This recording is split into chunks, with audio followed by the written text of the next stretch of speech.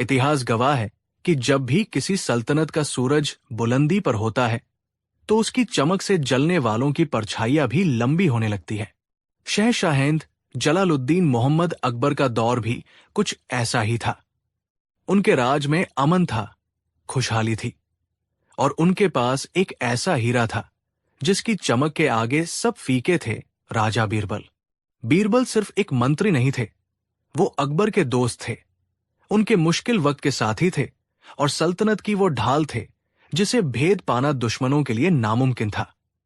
लेकिन कहते हैं, जब चिराग सबसे ज्यादा रोशनी देता है तो उसके ठीक नीचे अंधेरा भी उतना ही गहरा होता है। अकबर के दरबार में भी कुछ ऐसे दरबारी थे जिनके दिलों में बीरबल की कामयाबी का अंधेरा घर कर गया था। इन दरबारियों का मुखिया था बादशाह का साला मान सिंह।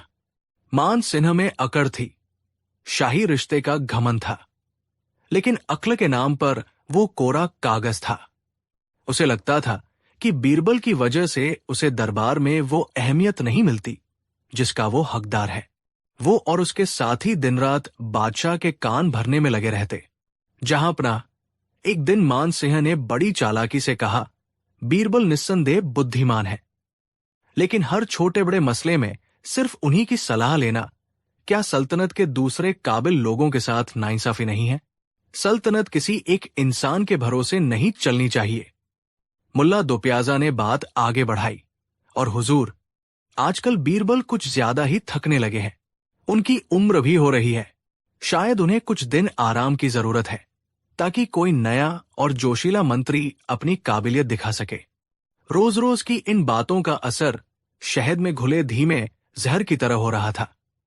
अकबर, जो बीरबल पर आंख मूंदकर भरोसा करते थे, उनके मन में भी एक छोटा सा शक का बीज पनपने लगा। क्या सच में मैं बीरबल पर कुछ ज्यादा ही निर्भर हो गया हूं? क्या सल्तनत को एक नई सोच की जरूरत है? एक दिन दरबार में किसी छोटी सी बात पर अकबर और बीरबल में हल्की सी बहस हो गई। ये बहस बहुत मामूली थी, लेकिन मान सिंह और उसके साथियों के लिए ये एक सुनहरा मौका था। उन्होंने इस छोटी सी चिंगारी को हवा देकर आग में बदल दिया। उस शाम अकबर ने एक ऐसा फैसला सुनाया जिसने पूरे मुगल साम्राज्य को हिलाकर रख दिया।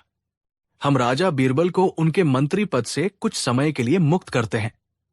बादशाह ने भरे दरबार में ऐलान किया, उन्हें कुछ दिन आराम करना चाहिए। उनकी जगह हम अपने साले साहब मान सिंह को अपना नया मुख्य सलाहकार नियुक्त करते हैं।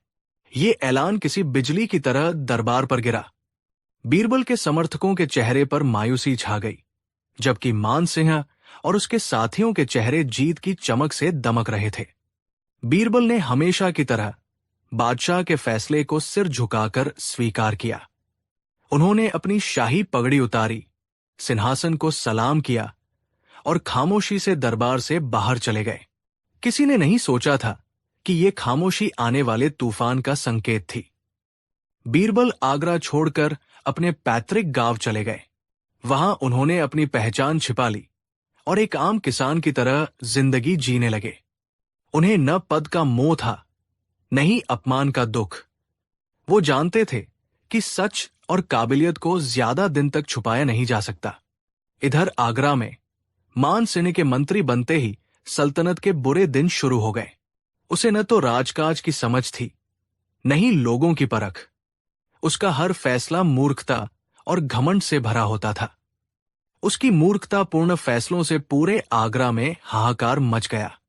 छोटे छोटे मसले नासुर बन गए। व्यापारी परेशान थे, किसान दुखी थे और आम जनता का प्रशासन पर से भरोसा उठने लगा था। अकबर रोज रोज की शिकायतों से तंग आ चुके थे। उन्हें अब धीरे धीरे अपनी गलती का एहसास हो रहा था। उन्हें बीरबल की याद सताने लगी थी। वो उस हीरे की कीमत समझ गए थे जिसे उन्होंने खुद अपने हाथों से दूर फेंक दिया था।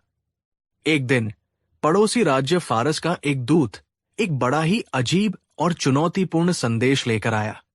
फारस के शाह ने बादशाह अकबर को दोस्ती के नाते एक पहेली भेजी थी। उन्होंने एक मटकी भेजी थी जो ऊपर तक रेत और चीनी के मिश्रण से भरी हुई थी। संदेश था, क्या आपके दरबार में कोई ऐसा बुद्धिमान है जो इस मटकी को तोड़े बिना रेत में से चीनी का एक एक दाना अलग कर सके? अगर ऐसा कोई है तो हम आपकी सल्तनत की बुद्धिमानी का लोहा मान जाएंगे, वरना। ये पहेली सुनकर पूरा दरबार सन्न रह गया। ये काम असंभव था। अकबर ने उम्मीद भरी नजरों से अपने नए मंत्री मान सिंह की ओर देखा। मान सिंह का चेहरा सफेद पड़ चुका था। उसने कहा, जहांपनाह, ये तो कोई काम ही नहीं है। हम कुछ मजदूरों को लगाकर एक एक दाना अलग करवा देंगे। फारस का दूत हंस पड़ा। मंत्री जी, अगर महीनों लगाकर यही करना था तो ये पहेली न होती। हमारे शाह को एक दिन में इसका हल चाहिए, वो भी बुद्धिमानी से। मान सिंह की बोलती बंद हो गई। दरबार में सल्तनत की इज्जत दांव पर लगी थी। अकबर का चेहरा शर्म और गुस्से से लाल हो गया। उस रात अकबर सो नहीं पाए। उन्होंने अपने सबसे भरोसेमंद सिपह सालार को बुलाया और हुक्म दिया, जाओ, बीरबल को ढूंढ निकालो। चाहे वो जमीन में हो या आसमान में, उसे हमारे सामने पेश करो। कई हफ्तों की कड़ी मशक्कत के बाद सिपाहियों को बीरबल का पता चला। जब वे बीरबल के गांव पहुंचे तो वो उन्हें एक खेत में हल चलाते हुए मिले। उन्होंने बीरबल को बादशाह का संदेश दिया। बीरबल सब कुछ समझ गए। वो मुस्कुराए और आगरा चलने के लिए तैयार हो गए। जब बीरबल ने एक आम किसान के भेष में दरबार में कदम रखा तो एक पल के लिए सब खामोश हो गए। अकबर अपनी गद्दी से दौड़कर नीचे आए और बीरबल को गले लगा लिया। उनकी आंखों में पश्चाताप के आंसू थे। हमें माफ कर दो बीरबल, हमने तुम्हारी कद्र नहीं की। आज इस सल्तनत को तुम्हारी जरूरत है। बीरबल ने कहा, जहांपनाह, मैं तो आपका एक अदना सा सेवक हूं। हुक्म कीजिए। अकबर ने फारस की पहेली के बारे में बताया। बीरबल ने उस मटकी को ध्यान से देखा। उनके चेहरे पर एक हल्की सी मुस्कान तैर गई। जहांपनाह, इसका हल तो बहुत ही आसान है। ये सुनकर सब चौंक गए। बीरबल ने सिपाहियों को आदेश दिया, इस मटकी को ले जाकर महल के सबसे बड़े बगीचे में, उस आम के पेड़ के चारों ओर रख दो, जहां चींटियों का सबसे बड़ा झुंड रहता है। किसी को कुछ समझ नहीं आया, लेकिन बादशाह को बीरबल पर पूरा भरोसा था। उनके हुक्म के मुताबिक मटकी को बगीचे में रख दिया गया। बीरबल ने फारस के दूत से कहा, जनाब, आप कल सुबह तक का इंतजार कीजिए, आपको आपका जवाब मिल जाएगा। अगली सुबह पूरा दरबार उस बगीचे में मौजूद था। सबकी नजरें उस मटकी पर थी। जब मटकी दरबार में लाई गई तो सबकी आंखें फटी की फटी रह गई। मटकी के अंदर और बाहर लाखों चींटियों की कतारें लगी हुई थी। उन्होंने रात भर में चीनी का एक एक दाना उठाकर अपने बिल में जमा कर लिया था और मटकी में अब सिर्फ और सिर्फ साफ सुथरी रेत बची थी। ये एक चमत्कार जैसा था। बीरबल ने बिना हाथ लगाए, बिना मटकी तोड़े, प्रकृति की मदद से उस असंभव पहेली को हल कर दिया था। फारस का दूत बीरबल के सामने नतमस्तक हो गया। मान गए, वाकई हिंदुस्तान की सल्तनत में बुद्धि का सागर बहता है। बादशाह अकबर का सीना गर्व से चौड़ा हो गया। उन्होंने अपनी शाही पगड़ी उतारी और बीरबल के सिर पर रखते हुए कहा, बीरबल, ये पगड़ी और ये पद सिर्फ तुम्हारे लिए ही बना है।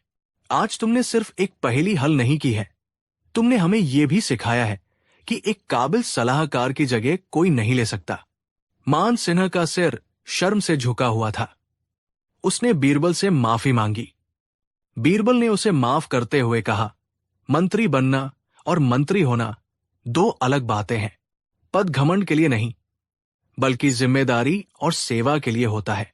उस दिन के बाद बीरबल को उनका पुराना पद और सम्मान वापस मिल गया और सल्तनत एक बार फिर तरक्की और इंसाफ की राह पर चल पड़ी। ये कहानी हमें सिखाती है कि काबिलियत और अनुभव का कोई विकल्प नहीं होता।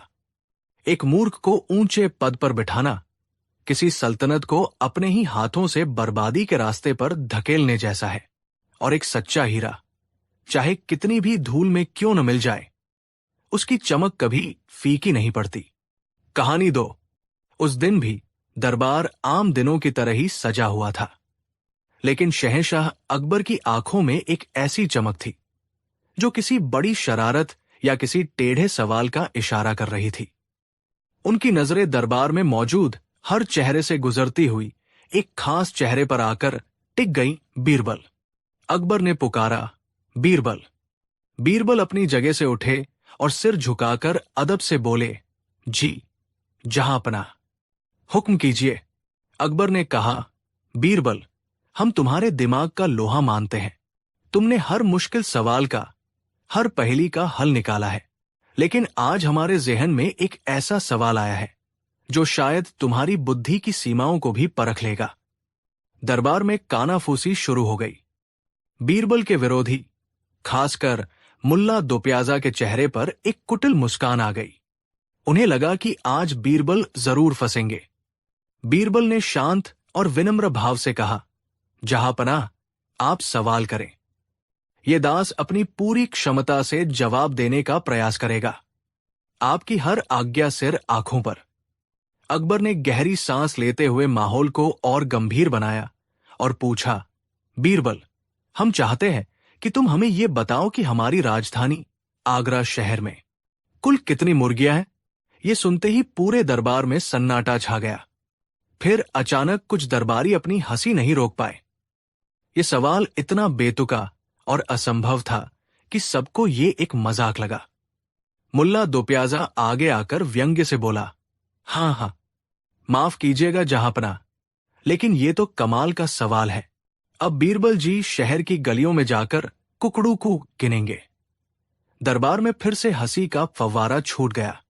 ये सिर्फ एक सवाल नहीं था, ये बीरबल के लिए एक जाल था, एक ऐसा जाल जिसमें से निकलना नामुमकिन लग रहा था। कोई भी इंसान भला पूरे शहर की मुर्गियों की गिनती कैसे कर सकता है?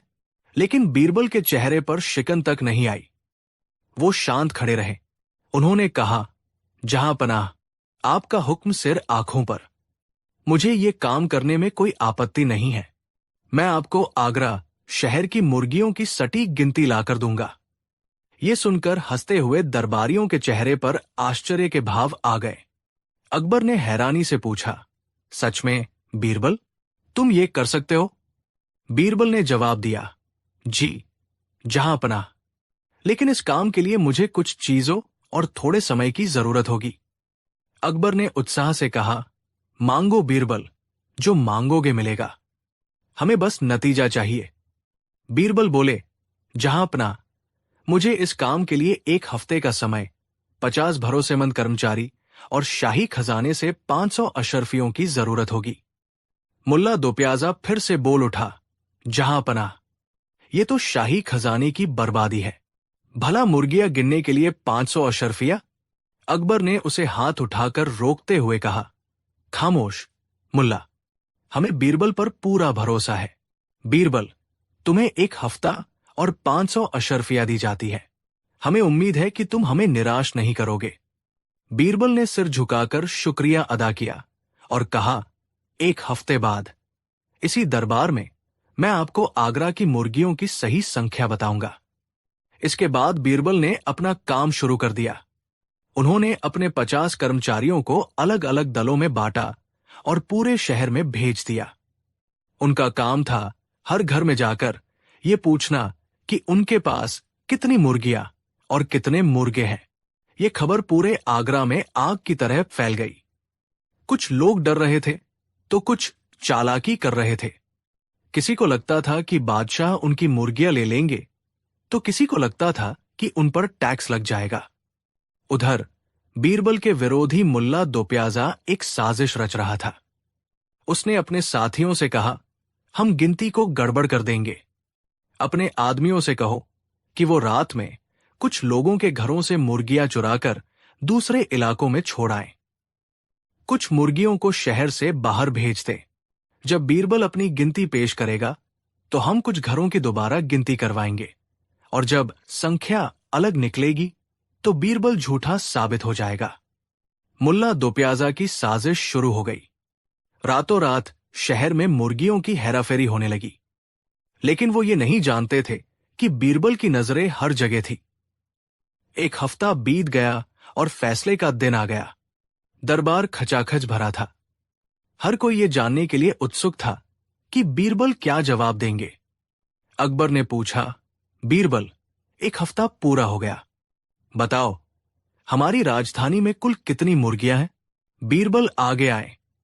उनके हाथ में एक बड़ा सा रजिस्टर था। उन्होंने कहा, जहांपनाह, आपके हुक्म के अनुसार मैंने और मेरे कर्मचारियों ने पूरे आगरा शहर का कोना कोना छान मारा है। फिर उन्होंने रजिस्टर का एक पन्ना खोला और बोले, जहांपनाह, इस गिनती के अनुसार आगरा शहर में कुल 1,75,362 मुर्गियां हैं और 489 मुर्गे हैं। ये संख्या सुनकर सब हैरान रह गए। मुल्ला दो प्याजा अपनी जगह से खड़ा हो गया और चिल्लाया, झूठ, ये सरासर झूठ है। जहांपनाह, ये नामुमकिन है। अगर आपको मेरी बात पर यकीन नहीं है तो आप अभी किसी भी मोहल्ले के किसी भी घर की दोबारा गिनती करवा कर देख लीजिए। मैं दावे के साथ कह सकता हूं कि यह संख्या गलत निकलेगी। अकबर ने भी सोच में पड़कर बीरबल से पूछा, बीरबल, मुल्ला की बात में दम तो है। तुम इतने यकीन के साथ कैसे कह सकते हो कि तुम्हारी गिनती इंच भर भी गलत नहीं है? अब सारी निगाहें बीरबल पर थी।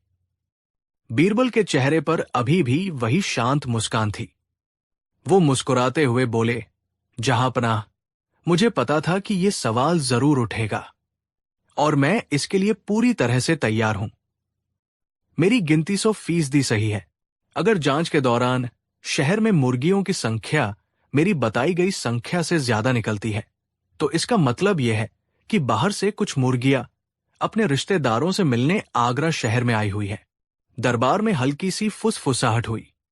बीरबल ने अपनी बात जारी रखी, और जहांपनाह, अगर जांच के दौरान मुर्गियों की संख्या मेरी बताई गई संख्या से कम निकलती है तो इसका सीधा सा मतलब यह होगा कि आगरा की कुछ मुर्गियां शहर से बाहर अपने रिश्तेदारों के यहां दावत खाने या घूमने गई हुई है। जैसे ही बीरबल ने यह कहा, पूरे दरबार में एक पल के लिए गहरा सन्नाटा छा गया। और फिर शहंशाह अकबर खुद को रोक नहीं पाए और जोर जोर से हंसने लगे। उनकी हंसी देखकर पूरा दरबार ठहाकों से गूंज उठा। बीरबल ने क्या शानदार जवाब दिया था। एक ऐसा जवाब जिसके आगे हर तर्क, हर साजिश, हर सवाल बौना पड़ गया था। मुल्ला दो प्याजा का चेहरा शर्म से लाल हो गया। अकबर ने हंसते हंसते कहा, वाह बीरबल, वाह, मान गए तुम्हारी हाजिर जवाबी को। तुमने न सिर्फ एक असंभव सवाल का जवाब दिया बल्कि यह भी साबित कर दिया कि बुद्धि के सामने दुनिया की कोई भी चुनौती बड़ी नहीं होती। अकबर ने अपने गले से कीमती मोतियों की माला उतारकर बीरबल को पहना दी। इस तरह बीरबल ने एक बार फिर अपनी चतुराई और अनोखी सोच से सबको हैरान कर दिया। ये कहानी हमें सिखाती है कि कभी कभी सबसे मुश्किल सवालों के जवाब सबसे सरल और हास्यप्रद तर्क में छिपे होते हैं। बस हमें सोचने का अपना तरीका बदलना होता है। कहानी 3। ये कहानी एक ऐसे ही दिन की है जब बीरबल ने एक ऐसी गुस्ताखी कर दी थी जिसकी सजा सिर्फ और सिर्फ मौत थी। ये कहानी है उस दिन की जब बीरबल ने भरे दरबार में शहंशाहेंद जलालुद्दीन मोहम्मद अकबर को एक गधा कह दिया था। उस दिन की सुबह कुछ अलग थी। बादशाह अकबर का मिजाज बेहद खराब था। रात भर उन्हें नींद नहीं आई थी और सुबह से ही दरबार में हर चीज उन्हें गलत लग रही थी। एक गायक ने अपना सबसे मधुर राग सुनाया तो बादशाह ने उसे बेसुरा कह दिया। एक शायर ने उनकी शान में कसीदे पढ़े तो उन्होंने उसे चापलूसी का ताना मार दिया। दरबार में एक अजीब सा खौफ पसर गया था। कोई भी बादशाह के सामने आने की हिम्मत नहीं कर पा रहा था। इस तनाव भरे माहौल में बीरबल के दुश्मन, खासकर मुल्ला दो प्याजा और बादशाह के साले मान सिंह मन ही मन खुश हो रहे थे। उन्हें लगा कि यही सही मौका है बीरबल को बादशाह की नजरों से गिराने का। मान सिंह ने आगे बढ़कर कहा, आलम पनाह, लगता है आप इन चापलूसों से तंग आ गए हैं। ये सब वही कहते हैं जो आपके कानों को अच्छा लगे। सच कोई नहीं कहता। अकबर ने गुस्से से कहा, तुम सही कहते हो, मान सिंह। यहां सब मक्खन लगाने वाले हैं। कोई एक तो हो जो सच बोलने की हिम्मत रखता हो। कोई एक तो हो जो हमें आईना दिखा सके। बादशाह की नजरें बीरबल पर पड़ी, जो खामोशी से सब कुछ देख रहे थे। बीरबल, बादशाह की आवाज में एक चुनौती थी। तुम हमेशा अपनी सच्चाई और बुद्धिमानी की दुहाई देते हो। आज हम तुम्हें एक मौका देते हैं। आज सूरज ढलने तक तुम दरबार में सिर्फ और सिर्फ सच बोलोगे। कड़वा से कड़वा सच, चाहे वो हमारे बारे में ही क्यों न हो। हम तुम्हें वचन देते हैं, आज के दिन तुम्हारे मुंह से निकली किसी भी बात के लिए तुम्हें कोई सजा नहीं दी जाएगी। ये सुनते ही दरबार में सन्नाटा छा गया। ये एक शाही हुक्म नहीं, बल्कि एक खुला जाल था। एक ऐसा जाल जिसमें सच बोलना भी मौत को दावत देने जैसा था, और झूठ बोलना बादशाह के हुक्म की नाफरमानी थी। मुल्ला दो प्याजा की आंखों में एक शैतानी चमक कौंध गई। उसे अपनी जिंदगी का सबसे बड़ा मौका नजर आ रहा था। बीरबल ने एक पल के लिए आंखें बंद की। वो इस जाल की गहराई को समझ रहे थे। उन्होंने अदब से सिर झुकाया और कहा, जहांपनाह, आपका हुक्म सिर आंखों पर। लेकिन सच, सच आईने की तरह होता है, जो अक्सर देखने वाले को चुभता है। क्या आप सच में उसे सहने के लिए तैयार हैं? अकबर ने अकड़कर कहा, हम शहंशाह हिंद हैं, बीरबल। हम तलवारों के वार सह सकते हैं, तो सच के तीर क्यों नहीं? तुम बस हमारा हुक्म मानो। खेल शुरू हो चुका था। बीरबल के दुश्मनों ने अपने पासे फेंकने शुरू कर दिए। एक दरबारी, जो खुद को बड़ा शूरवीर समझता था, आगे आया और बोला, बीरबल जी, आप तो बड़े ज्ञानी हैं। जरा बताइए, पिछली जंग में मेरी रणनीति कैसी थी?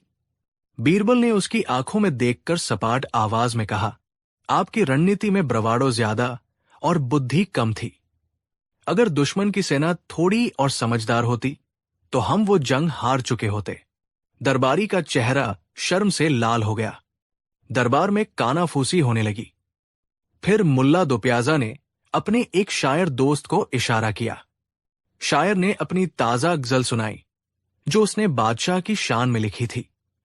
गजल खत्म होते ही मुल्ला ने बीरबल से पूछा, क्यों बीरबल, कैसी लगी ये शायरी? बीरबल ने बिना किसी भाव के कहा, इसमें शब्द तो थे, पर आत्मा नहीं थी। ये बस तुकबंदी का एक ढेर है, जिसमें चापलूसी की चाशनी लपेटी गई है। शायर का मुंह उतर गया। अब तक बादशाह अकबर इस खेल का मजा ले रहे थे। उन्हें बीरबल की साफगोई अच्छी लग रही थी, क्योंकि निशाना दूसरे लोग थे। लेकिन अब मुल्ला दो प्याजा ने अपना आखिरी और सबसे घातक दाव चलने का फैसला किया। उसने एक ऐसी चर्चा शुरू की जिसका अंत बीरबल की बर्बादी पर होना तय था। जहांपनाह, मुल्ला ने बड़ी मासूमियत से कहा, मैं अक्सर सोचता हूं कि दुनिया में हर जीव में कोई न कोई खास गुण होता है। शेर में ताकत, लोमड़ी में चालाकी, घोड़े में रफ्तार। आप तो पूरी सल्तनत के मालिक हैं। आप अपनी प्रजा में सबसे ज्यादा किस गुण की सराहना करते हैं? अकबर ने एक पल सोचा और फिर बड़े गर्व से कहा, हम अपनी प्रजा के उस गुण की सबसे ज्यादा सराहना करते हैं जो उन्हें अपनी जिम्मेदारियों का बोझ बिना किसी शिकायत के उठाने की ताकत देता है। मेहनत, लगन और बिना थके, बिना उफ किए अपने मालिक और अपनी सल्तनत के लिए काम करते रहना ही सबसे बड़ा गुण है। ये सुनकर मुल्ला की आंखों में जीत की चमक आ गई। उसने अपना जाल फेंक दिया था और शिकार ठीक निशाने पर था। अब वो बीरबल की ओर मुड़ा। पूरा दरबार सांस रोके देख रहा था। राजा बीरबल, मुल्ला ने अपनी आवाज में शहद घोलते हुए पूछा, आप तो जानवरों के बड़े पारखी हैं। जरा बताइए, ऐसा कौन सा जानवर है जिसमें बादशाह सलामत के बताए हुए सारे गुण, यानी मेहनत, लगन और बिना शिकायत किए बोझ उठाने की क्षमता, सबसे ज्यादा पाई जाती है? ये एक ऐसा सवाल था जिसका सिर्फ एक ही जवाब था। एक ऐसा जवाब जो बीरबल के मुंह से निकलना ही उनकी मौत का फरमान होता।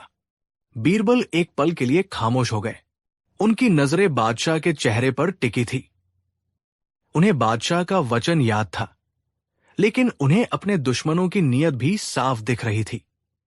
उन्होंने एक गहरी सांस ली और शांत लेकिन दृढ़ आवाज में कहा, मुल्ला जी, आपके सवाल का जवाब है। गधा। गधा शब्द सुनते ही दरबार में जैसे बम फट गया। कुछ लोग अपनी हंसी दबाने की कोशिश करने लगे तो कुछ के चेहरे पर खौफ था। मुल्ला और मान सिंह ने एक दूसरे को विजयी नजरों से देखा। उनका काम हो गया था। लेकिन वे यहीं नहीं रुके। मुल्ला ने अपना आखिरी वार किया। वाह, क्या खूब जवाब दिया है बीरबल जी। तो उसने एक पल का नाटकीय विराम लिया और फिर सीधे बादशाह की ओर इशारा करते हुए पूछा, तो फिर बादशाह सलामत के ही शब्दों के अनुसार आप हमारे शहंशाह को क्या कहेंगे? अब सारे रास्ते बंद हो चुके थे। बादशाह का हुक्म था सिर्फ सच बोलने का।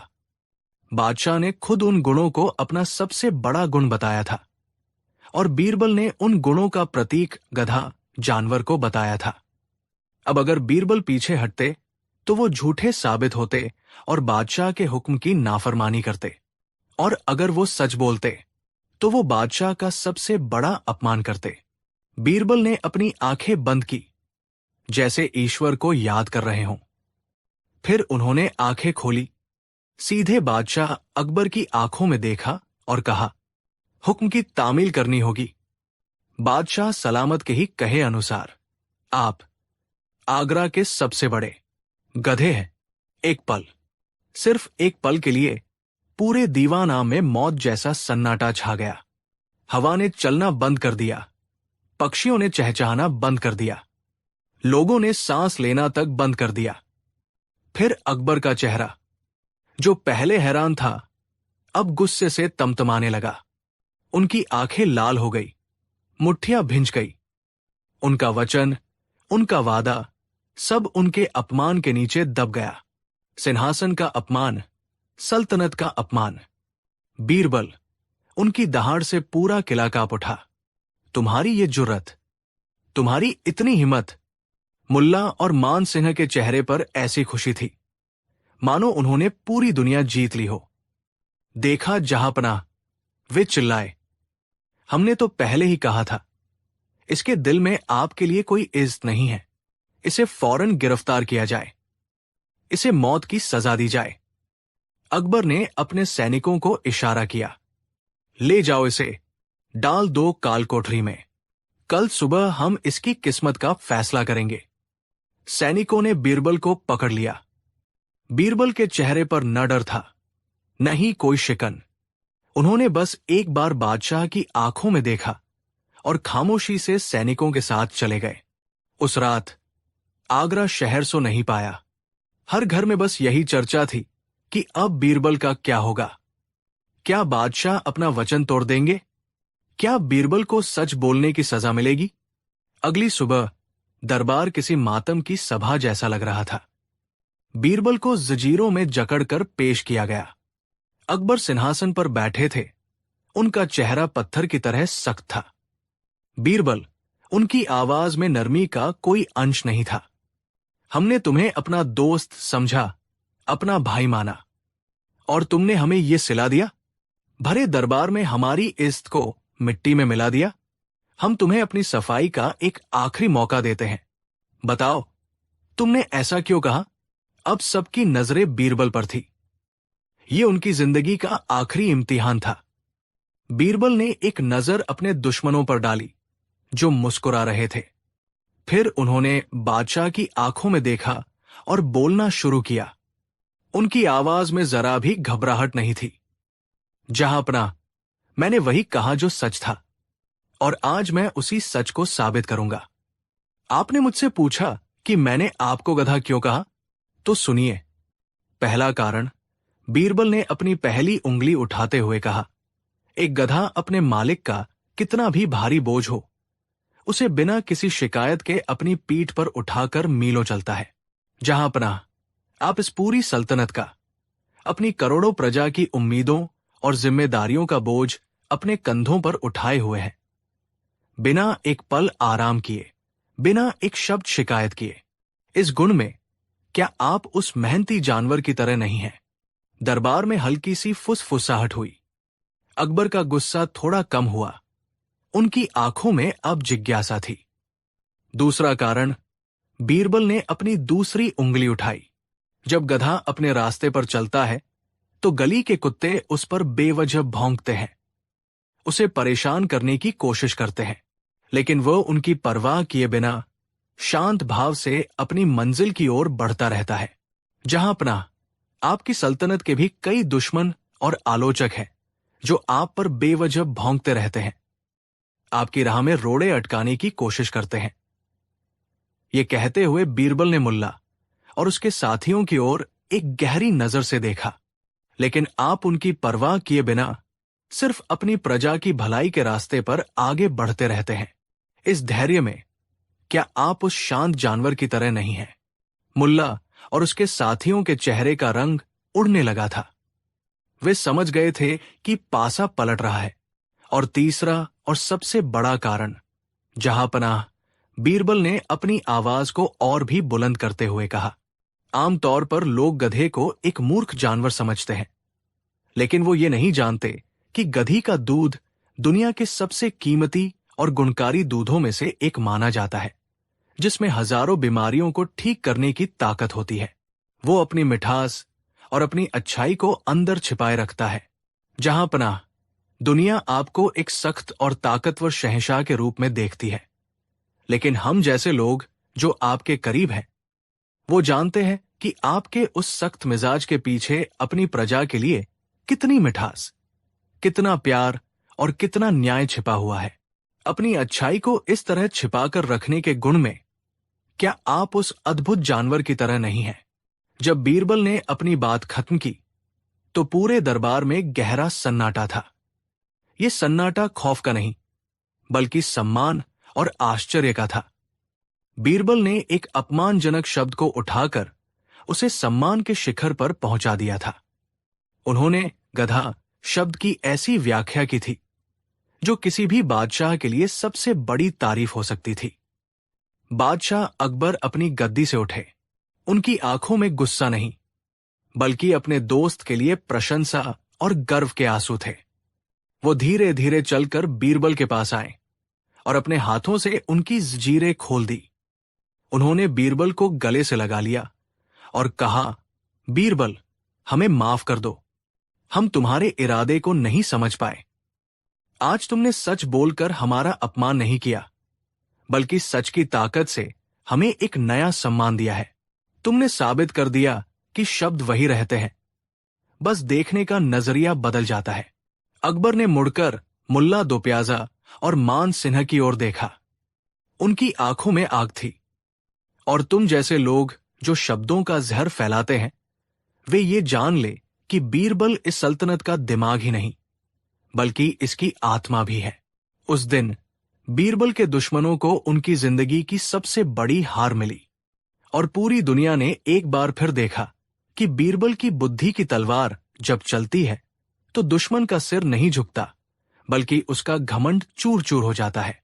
ये कहानी हमें सिखाती है कि किसी भी बात का मतलब उसके शब्दों में नहीं, बल्कि कहने वाले की नीयत और सुनने वाले की समझ में होता है। कहानी 4। शहंशाह जलालुद्दीन मोहम्मद अकबर का दरबार सिर्फ एक सल्तनत का केंद्र नहीं था। यह ज्ञान, कला और बुद्धि का एक ऐसा संगम था जिसकी लहरें दूर दूर तक की सल्तनतों से टकराती थी। दुनिया भर से गुणी लोग इस दरबार में अपनी किस्मत आजमाने आते थे, लेकिन उस दिन जो मेहमान आया था वो कोई कलाकार या फरियादी नहीं था। वो एक चुनौती थी, एक पहेली थी, एक ऐसा तूफान था जो अपने साथ फारस के शाह की अकड़ और गुरूर लेकर आया था। फारस के राजदूत मिर्जा जर्रार का दरबार में आगमन हुआ। जर्रार सिर्फ एक राजदूत नहीं था, वो फारस का सबसे तेज दिमाग माना जाता था। वो दर्शन, साहित्य और तर्कशास्त्र का माहिर था। उसकी जुबान में शहद की मिठास थी, लेकिन उसके हर शब्द के पीछे कटाक्ष का कांटा छिपा होता था। उसने बादशाह अकबर को झुककर सलाम किया और फारस के शाह का पैगाम पेश किया। उसकी बातों में दोस्ती का लिबास था, लेकिन उसकी आंखों में हिंदुस्तान की प्रज्ञा को तौलने का अहंकार साफ झलक रहा था। शहंशाह हिंद जर्रार ने अपनी सधी हुई आवाज में कहा, मेरे आका शाह फारस ने आपके दरबार की बुद्धिमानी के बहुत चर्चे सुने हैं। वो मानते हैं कि हिंदुस्तान की धरती पर ज्ञानियों की कोई कमी नहीं, लेकिन वो ये भी जानना चाहते हैं कि क्या आपके दरबार में कोई ऐसा हीरा है जिसकी चमक हमारे फारसी ज्ञानियों के तेज के सामने फीकी न पड़े। ये सीधा सीधा एक बौद्धिक युद्ध का निमंत्रण था। दरबार में मौजूद हर दरबारी समझ गया कि ये दोस्ती का नहीं बल्कि दिमागी ताकत आजमाने का पैगाम है। अकबर का चेहरा गंभीर हो गया। मुगल सल्तनत की इज्जत दांव पर थी। अकबर मुस्कुराए, एक ऐसी मुस्कान जिसमें आत्मविश्वास भी था और चुनौती की स्वीकृति भी। मिर्जा जर्रार, आपने सही सुना है। हमारा दरबार ज्ञानियों से भरा पड़ा है और हमारे नवरत्नों में एक ऐसा रत्न भी है जिसकी बुद्धि का लोहा पूरी दुनिया मानती है। हम आपकी मुलाकात राजा बीरबल से करवाना चाहेंगे। सबकी निगाहें बीरबल पर टिक गई, जो हमेशा की तरह शांत और सहज भाव से खड़े थे। मिर्जा जर्रार ने बीरबल को ऊपर से नीचे तक देखा। एक साधारण कदकाठी, सादे लेकिन सुरुचिपूर्ण वस्त्र और चेहरे पर एक सौम्य मुस्कान। जर्रार को लगा, ये है वो शख्स जिसके दिमाग की दुहाई दी जाती है। इसे तो मैं अपने पहले ही सवाल में निरुत्तर कर दूंगा। जर्रार ने बीरबल की ओर देखकर कहा, राजा बीरबल, आपसे मिलकर खुशी हुई। सुना है आप हर पहेली को सुलझा देते हैं, तो चलिए आज कुछ दिमागी कसरत हो जाए। मैं आपसे 3 सवाल पूछूंगा। अगर आपने तीनों के सही जवाब दे दिए तो मैं मान लूंगा कि हिंदुस्तान की जमीन वाकई ज्ञान की खान है। बीरबल ने अदब से सिर झुकाया। राजदूत महोदय, आप सवाल करें। मैं अपनी अल्प बुद्धि से उत्तर देने का पूरा प्रयास करूंगा। जर्रार ने अपनी पहली चाल चली। ये एक दार्शनिक सवाल था, एक ऐसा जाल जिसमें बड़े बड़े ज्ञानी फंस जाते थे। राजा बीरबल, दुनिया में वो एक चीज क्या है जो हर इंसान के लिए हर जगह हर समय में एक जैसा सच हो? एक ऐसा सार्वभौमिक सत्य जिसका कोई अपवाद न हो। दरबार में सन्नाटा छा गया। ये सवाल सुनने में आसान था, पर था बहुत गहरा। एक दरबारी फुसफुसाया, मौत। मौत ही सबसे बड़ा सच है। जर्रार ने सुन लिया और मुस्कुराया, जनाब, लेकिन एक संत या योगी के लिए मौत मोक्ष का द्वार है, डर का कारण नहीं। एक कायर के लिए ये अंत है। तो सच एक जैसा कहा रहा, सबके लिए इसका अनुभव अलग है। दूसरे ने कहा, जन्म लेना। जर्रार ने फौरन जवाब दिया, लेकिन कुछ बच्चे मृत पैदा होते हैं, कुछ मां के गर्भ में ही खत्म हो जाते हैं। उनका जीवन शुरू होने से पहले ही समाप्त हो गया। तो ये भी सार्वभौमिक कैसे हुआ? हर कोई निरुत्तर था। अब सबकी निगाहें बीरबल पर थी। बीरबल कुछ पल खामोश रहे, जैसे ब्रह्मांड के किसी गहरे रहस्य पर चिंतन कर रहे हों। फिर उन्होंने अपनी शांत आवाज में कहा, राजदूत महोदय, इस दुनिया का एकमात्र और सबसे बड़ा सार्वभौमिक सत्य यह है कि वर्तमान पल लगातार भूतकाल बनता जा रहा है। ये एक ऐसी सच्चाई है जो एक राजा के लिए भी उतनी ही सच है जितनी एक फकीर के लिए, एक चींटी के लिए भी उतनी ही सच है जितनी एक हाथी के लिए। आप, मैं, ये दरबार, ये पूरी कायनात, हर कोई इस एक नियम से बंधा हुआ है। इसका कोई अपवाद नहीं। ये जवाब सुनकर मिर्जा जर्रार एक पल के लिए अवाक रह गया। ये एक ऐसा अकाट्य तर्क था जिसे काटा नहीं जा सकता था। उसने कभी इस दृष्टिकोण से सोचा ही नहीं था। दरबार में वाहवाह की आवाज गूंज उठी। जर्रार ने खुद को संभाला। वो पहला दौर हार चुका था, लेकिन जंग अभी बाकी थी। वाह राजा बीरबल, वाह, लाजवाब जवाब। जर्रार ने अपनी हार को मुस्कुराहट के पीछे छिपाते हुए कहा, चलिए अब दर्शन की दुनिया से बाहर निकलकर जरा हकीकत की दुनिया में आते हैं। मेरा दूसरा सवाल बहुत सीधा है। मैं चाहता हूं कि आप मुझे इस पूरी धरती की लंबाई और चौड़ाई मापकर बताएं। ये सुनते ही दरबारियों के होश उड़ गए। ये तो सरासर पागलपन था। भला कोई इंसान पूरी पृथ्वी को कैसे माप सकता है? ये काम तो हफ्तों, महीनों या शायद सालों में भी पूरा नहीं हो सकता था। ये बीरबल को अपमानित करने की एक सीधी सीधी चाल थी। अकबर भी चिंतित हो गए। उन्हें लगा कि इस बार बीरबल जरूर फंस जाएंगे। लेकिन बीरबल के चेहरे पर शिकन तक नहीं थी। उन्होंने कहा, राजदूत महोदय, ये काम थोड़ा मुश्किल और लंबा जरूर है, पर नामुमकिन नहीं। लेकिन इसे करने के लिए मुझे कुछ चीजों की जरूरत होगी, जो आपको फारस से मंगवानी पड़ेंगी। जर्रार ने अहंकार से कहा, आप हुक्म कीजिए, दुनिया की कोई भी चीज आपके लिए हाजिर कर दी जाएगी। बीरबल ने कहा, मुझे कुछ और नहीं, बस फारस में बने सबसे बेहतरीन धागे का एक लच्छा चाहिए। धागा इतना मजबूत हो कि टूटे नहीं और इतना लंबा हो कि पूरी धरती को नाप सके। जर्रार बीरबल की इस अजीब मांग पर चौंक गया। धागे से धरती कौन नापता है? लेकिन वो अपनी बात से पीछे नहीं हट सकता था। उसने हामी भर दी और अपने देश में संदेश भिजवा दिया। कुछ हफ्तों बाद फारस से शाही कारीगरों द्वारा बनाया गया एक विशाल, कीमती धागे का लच्छा दरबार में पेश किया गया। जर्रार ने बीरबल से कहा, लीजिए, आपकी मांग पूरी हुई। अब आप हमें धरती की लंबाई चौड़ाई बताएं। बीरबल उस धागे के लच्छे के पास गए। उन्होंने उसमें से बस एक छोटा सा टुकड़ा तोड़ा और उसे अपनी उंगली पर लपेट लिया। फिर उन्होंने दरबार के बीचों बीच जमीन पर एक सीधी लकीर खींची। उन्होंने कहा, जहां पनाह और राजदूत महोदय, मैंने धरती को नाप लिया है। सब हैरान। कैसे? जर्रार ने लगभग चीखते हुए पूछा।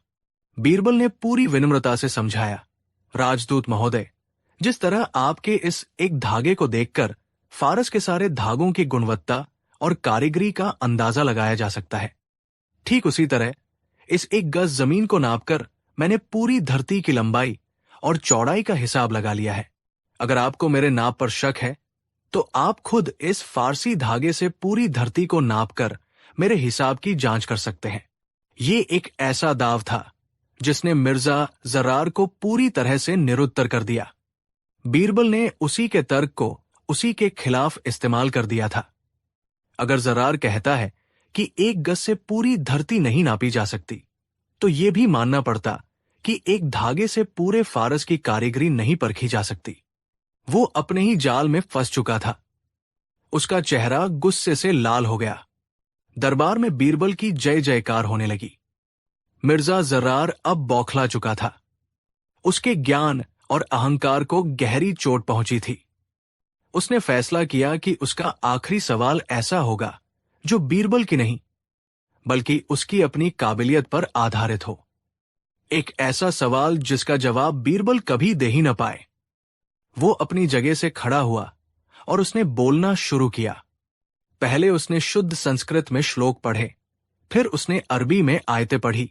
उसके बाद उसने तुर्की, पश्तो और न जाने कितनी ही भाषाओं में ऐसे बात की जैसे वही उसकी अपनी भाषा हो। उसका उच्चारण इतना सटीक और प्रवाह इतना सहज था कि कोई कह ही नहीं सकता था कि वह ये भाषा सीख कर बोल रहा है। जब वो रुका तो उसने बीरबल को चुनौती दी, राजा बीरबल, मैंने आपके सामने दर्जन भर भाषाएं बोली है। अब आप अपनी बुद्धिमानी का इस्तेमाल करके सिर्फ ये बताइए कि इन सब में से मेरी मातृभाषा कौन सी है? वो पहली ज़बान कौन सी है जो मैंने अपनी मां से सीखी है? ये बीरबल के जीवन की सबसे कठिन परीक्षा थी। इसका जवाब किसी किताब में नहीं था, नहीं किसी तर्क में। ये एक इंसान के अंतरतम का रहस्य था। बीरबल ने चुनौती स्वीकार कर ली। उन्होंने कहा, राजदूत महोदय, इसका जवाब देने के लिए मुझे एक रात का समय चाहिए। कल सुबह इसी दरबार में मैं आपको आपकी मातृभाषा बताऊंगा। जर्रार हंसने लगा। एक रात? आप चाहे तो एक महीना ले लीजिए। आप इसका पता कभी नहीं लगा सकते। उस रात जब पूरा किला सो रहा था, बीरबल चुपके से उठे। वो एक सिपाही को साथ लेकर उस शाही अतिथि गृह की ओर गए जहां मिर्जा जर्रार ठहरा हुआ था। उन्होंने सिपाही को समझाया कि उसे क्या करना है। योजना के अनुसार बीरबल दरवाजे के पीछे छिप गए। सिपाही ने चुपके से जर्रार के कमरे के दरवाजे को खटखटाया। जब अंदर से कोई आवाज नहीं आई तो उसने थोड़ा जोर से खटखटाया। गहरी नींद में सो रहा जर्रार हड़बड़ाकर उठा। कौन है? उसने ऊँघते हुए पूछा। जैसे ही उसने दरवाजा खोला, सिपाही योजना के अनुसार बगल में रखे पानी से भरे घड़े से टकराकर गिर पड़ा। सारा ठंडा पानी अंधेरे में जर्रार के ऊपर जा गिरा। अचानक हुए इस ठंडे हमले से जर्रार बुरी तरह चौंक गया। नींद, अंधेरा और अचानक आई मुसीबत में उसके मुंह से जो पहले शब्द निकले वो किसी सीखी हुई भाषा के सधे हुए शब्द नहीं थे। वो उसकी अपनी भाषा, उसकी रूह की भाषा के शब्द थे।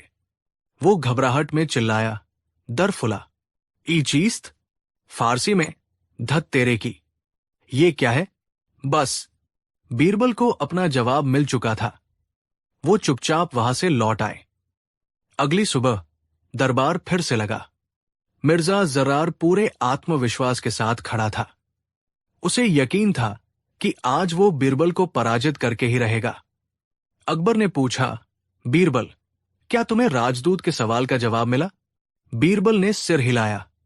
वो मिर्जा जर्रार के पास गए और उसकी आंखों में आंखें डालकर बिल्कुल साफ और स्पष्ट शब्दों में कहा, राजदूत महोदय, आपकी मातृभाषा फारसी है। ये सुनते ही जर्रार के पैरों तले जमीन खिसक गई। उसका चेहरा फक हो गया। ये असंभव था। बीरबल को कैसे पता चला? उसने कांपती आवाज में पूछा। लेकिन ये कैसे मुमकिन है? बीरबल मुस्कुराए और उन्होंने पूरे दरबार के सामने वो राज खोला जिसने इंसान की सबसे गहरी सच्चाई को उजागर कर दिया था।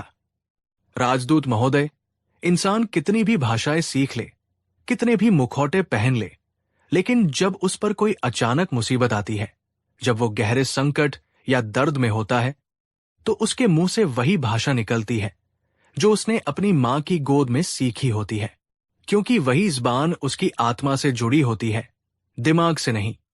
ये सुनकर मिर्जा जर्रार ने अपनी हार स्वीकार कर ली। वो बीरबल के सामने झुक गया और बोला, राजा बीरबल, आज मैं हारा नहीं हूं, बल्कि मैंने सीखा है कि सच्चा ज्ञान अहंकार में नहीं, बल्कि इंसान की गहरी समझ में होता है। आप सचमुच इस सल्तनत के सबसे कीमती रत्न हैं। उस दिन बीरबल ने सिर्फ एक बहस नहीं जीती थी, उन्होंने हिंदुस्तान के सम्मान को एक नई बुलंदी दी थी। और ये कहानी हमेशा के लिए इतिहास में दर्ज हो गई, एक ऐसी मिसाल बनकर जो हमें सिखाती है कि बुद्धि की सबसे बड़ी जीत दूसरे को हराना नहीं, बल्कि उसे उसकी अपनी सच्चाई का आईना दिखाना है। कहानी 5। आगरा से दूर एक छोटे से गांव में मानस नाम का एक असाधारण प्रतिभाशाली चित्रकार रहता था। उसके हाथों में जादू था। वो जब कूची उठाता तो बेजान कैनवास पर जिंदगी मुस्कुराने लगती थी। उसके बनाए चित्र सिर्फ तस्वीरें नहीं होती थी, वे भावनाएं होती थी जो देखने वाले के दिल में उतर जाती थी। मानस का एक ही सपना था कि एक दिन उसकी कला को शाही दरबार में पहचान मिले। दिन रात की मेहनत के बाद उसने अपनी जिंदगी की सबसे बेहतरीन कलाकृति बनाई, एक ऐसा चित्र जिसमें उसने गांव के मेले के हर रंग, हर भाव को कैद कर लिया था। उस चित्र को लेकर वो मीलों का सफर तय करके आगरा पहुंचा। उसकी किस्मत अच्छी थी कि उसकी कला पर एक शाही मंत्री की नजर पड़ी और उसे बादशाह अकबर के सामने अपनी कलाकृति पेश करने का मौका मिल गया। दरबार में जब उस चित्र पर से पर्दा हटा तो एक पल के लिए सब खामोश हो गए। बादशाह अकबर अपनी गद्दी से उठकर उस चित्र के पास आ गए। उन्होंने उस चित्र में गांव की मिट्टी की खुशबू, बच्चों की खिलखिलाहट और लोगों के चेहरे की सादगी को महसूस किया। वो मानस की प्रतिभा से इतने प्रभावित हुए कि उन्होंने उसे 100 सोने की अशर्फियों का इनाम दिया और उसे शाही चित्रकारों में शामिल होने का प्रस्ताव भी दिया। मानस की खुशी का ठिकाना नहीं रहा। उसका बरसों का सपना सच हो गया था। ये खबर पूरे आगरा में आग की तरह फैल गई। हर कोई उस नौजवान चित्रकार के बारे में बात कर रहा था, जिसके हुनर ने बादशाह का दिल जीत लिया था। आगरा में सेठ भैरव सिंह नाम का एक बहुत अमीर लेकिन उतना ही घमंडी व्यापारी रहता था। उसे कला की कोई समझ नहीं थी, लेकिन उसे अपनी दौलत और शान शौकत दिखाने का बहुत शौक था। वो कलाकृतियां इसलिए खरीदता था ताकि लोगों को बता सके कि वो कितनी महंगी चीजें खरीद सकता है। जब उसने मानस की शोहरत के बारे में सुना तो उसके दिमाग में एक खुराफाती विचार आया। उसने सोचा, अगर बादशाह ने इस चित्रकार से चित्र बनवाया है तो मुझे भी इससे एक ऐसा चित्र बनवाना चाहिए जो बादशाह के चित्र से भी ज्यादा भव्य हो। इससे पूरे आगरा में मेरी धाक जम जाएगी। उसने मानस को अपनी हवेली पर बुलवाया। मानस जब उस आलीशान हवेली में पहुंचा तो भैरव सिंह ने उसे ऊपर से नीचे तक देखा, जैसे कोई कीमती सामान खरीद रहा हो। सुना है तुम बहुत बड़े कलाकार हो, सेठ ने अकड़कर कहा। हम चाहते हैं कि तुम हमारी एक तस्वीर बनाओ, एक ऐसी तस्वीर जिसमें हम, हमारी पत्नी और हमारे बच्चे हों। तस्वीर ऐसी होनी चाहिए कि उसे देखकर लोग कहें कि आगरा में भैरव सिंह जैसा अमीर और रौबदार कोई नहीं है। मानस एक सच्चा कलाकार था। उसने कहा, सेठ जी, मैं आपकी तस्वीर जरूर बनाऊंगा और उसमें आपकी शख्सियत को पूरी ईमानदारी से उतारने की कोशिश करूंगा। अब बात आई मेहनताने की। सेठ ने पूछा, क्या लोगे? मानस ने विनम्रता से कहा, सेठ जी, इस चित्र को बनाने में कई हफ्ते लगेंगे। सबसे बेहतरीन रंग और कैनवास का इस्तेमाल होगा। मैं आपसे इसके लिए 500 सोने की अशर्फिया लूंगा। 500 अशर्फिया। ये सुनकर सेठ के चेहरे पर एक कुटिल मुस्कान आ गई। उसने मन में सोचा, ये गांव का छोकरा मुझसे 500 अशर्फिया ऐंठना चाहता है, मैं इसे एक पाई भी नहीं दूंगा। लेकिन ऊपर से उसने बड़ी उदारता दिखाते हुए कहा, अरे बस 500, तुम काम शुरू करो। अगर हमें तुम्हारा काम पसंद आया तो हम तुम्हें मुंह मांगा इनाम देंगे। मानस सेठ की चिकनी चुपड़ी बातों में आ गया। उसने सोचा कि इतने बड़े सेठ से जुबान का पक्का कौन होगा। वो अपनी कला को साबित करने के जुनून में लग गया। उसने दिन को दिन नहीं समझा और रात को रात नहीं। वो अपनी छोटी सी कुटिया में उस चित्र को बनाने में डूब गया। उसने अपनी सारी जमा पूंजी बेहतरीन रंग, ब्रश और एक बड़ा कैनवास खरीदने में लगा दी। वो भैरव सिंह और उसके परिवार के हर सदस्य के चेहरे के भाव, उनकी आंखों की चमक और उनके कपड़ों की हर एक सिलवट को कैनवास पर उतार रहा था। 3 महीने की कड़ी मेहनत के बाद वो चित्र बनकर तैयार हुआ। ये सिर्फ एक चित्र नहीं था, ये एक जीता जागता शाहकार था। मानस ने सेठ भैरव सिंह के चेहरे पर उसके धन का घमंड, उसकी पत्नी के चेहरे पर आभूषणों की चमक और उसके बच्चों की आंखों में भविष्य की उम्मीदों को बखूबी दर्शाया था। खुशी खुशी वो उस विशाल चित्र को लेकर सेठ की हवेली पहुंचा। सेठ अपने कुछ अमीर दोस्तों के साथ बैठा अपनी शान बघा रहा था। जब मानस ने चित्र पर से पर्दा हटाया तो एक पल के लिए वहां मौजूद सभी लोगों की आंखें खुली की खुली रह गई। चित्र इतना सजीव और अद्भुत था कि लग रहा था मानो भैरव सिंह का पूरा परिवार अभी कैनवास से बाहर निकलकर बात करने लगेगा। सेठ के दोस्त भी मानस के हुनर की तारीफ किए बिना नहीं रह सके। ये देखकर सेठ भैरव सिंह का अहंकार जाग उठा। उसे लगा कि अगर उसने इस मामूली चित्रकार की इतनी तारीफ कर दी तो उसकी शान कम हो जाएगी। उसके धूर्त दिमाग में एक बेईमान योजना ने जन्म लिया। उसने नाक भौं सिकोड़ते हुए कहा, चित्र तो ठीक ठाक है, लेकिन इसमें एक बहुत बड़ी कमी है। मानस हैरान रह गया। कमी? कैसी कमी, सेठ जी? मैंने तो अपनी पूरी जान लगा दी इसे बनाने में। सेठ अपनी कुर्सी से उठा और चित्र के पास जाकर बोला, तुमने मेरी तस्वीर बनाई, मेरे परिवार की तस्वीर बनाई, लेकिन ये अधूरी है। मैंने तुमसे एक ऐसी तस्वीर बनाने को कहा था जिसमें मेरा पूरा व्यक्तित्व झलके। मेरे हाथ में एक आईना होना चाहिए था जिसमें मेरा चेहरा दिखाई दे। बिना आईने के ये तस्वीर अधूरी है। मैं तुम्हें इस अधूरे काम के लिए एक पैसा भी नहीं दूंगा। ये सुनकर मानस के पैरों तले जमीन खिसक गई। ये कैसी बेतुकी बात थी? चित्र में बने इंसान के हाथ में आईना कैसे हो सकता है जिसमें उसका ही चेहरा दिखे? ये तो असंभव था। वो समझ गया कि सेठ की नीयत खराब है और वो उसे पैसे न देने का बहाना बना रहा है। लेकिन सेठ जी, ये तो संभव ही नहीं है। ये तो कला के नियमों के खिलाफ है। मानस ने गिड़गिड़ाते हुए कहा। मुझे नियम व्यम नहीं पता, सेठ अकड़कर बोला। मैंने जो कहा वो इसमें नहीं है, इसलिए ये तस्वीर मेरे लिए बेकार है। ले जाओ इसे यहां से और दफा हो जाओ, और आइंदा अपनी सूरत मत दिखाना। सेठ के पहरेदारों ने मानस को धक्के मारकर हवेली से बाहर निकाल दिया। मानस उस भारी भरकम चित्र के साथ सड़क पर खड़ा था। उसकी आंखों में आंसू थे। उसकी 3 महीने की मेहनत, उसकी सारी जमा पूंजी, सब बर्बाद हो गया था। उसे अपनी कला पर नहीं बल्कि इंसानियत पर से भरोसा उठ गया था। वो कई दिनों तक दुखी और निराश रहा। फिर किसी ने उसे सलाह दी कि उसे अपनी फरियाद लेकर राजा बीरबल के पास जाना चाहिए। एक आखिरी उम्मीद के साथ वो उस विशाल चित्र को एक बैलगाड़ी पर लादकर बीरबल के दरबार पहुंचा। बीरबल ने मानस की पूरी कहानी बड़े ध्यान से सुनी। उन्होंने उस अद्भुत चित्र को देखा और मानस के हुनर की भूरी भूरी प्रशंसा की। वो पहली नजर में ही समझ गए थे कि सेठ भैरव सिंह एक नंबर का मक्कार और बेईमान आदमी है। बीरबल ने मानस के कंधे पर हाथ रखते हुए कहा, कलाकार, तुम चिंता मत करो। तुम्हारी कला का अपमान हुआ है और हम ऐसा होने नहीं दे सकते। तुम्हें तुम्हारा मेहनताना जरूर मिलेगा और ब्याज समेत मिलेगा।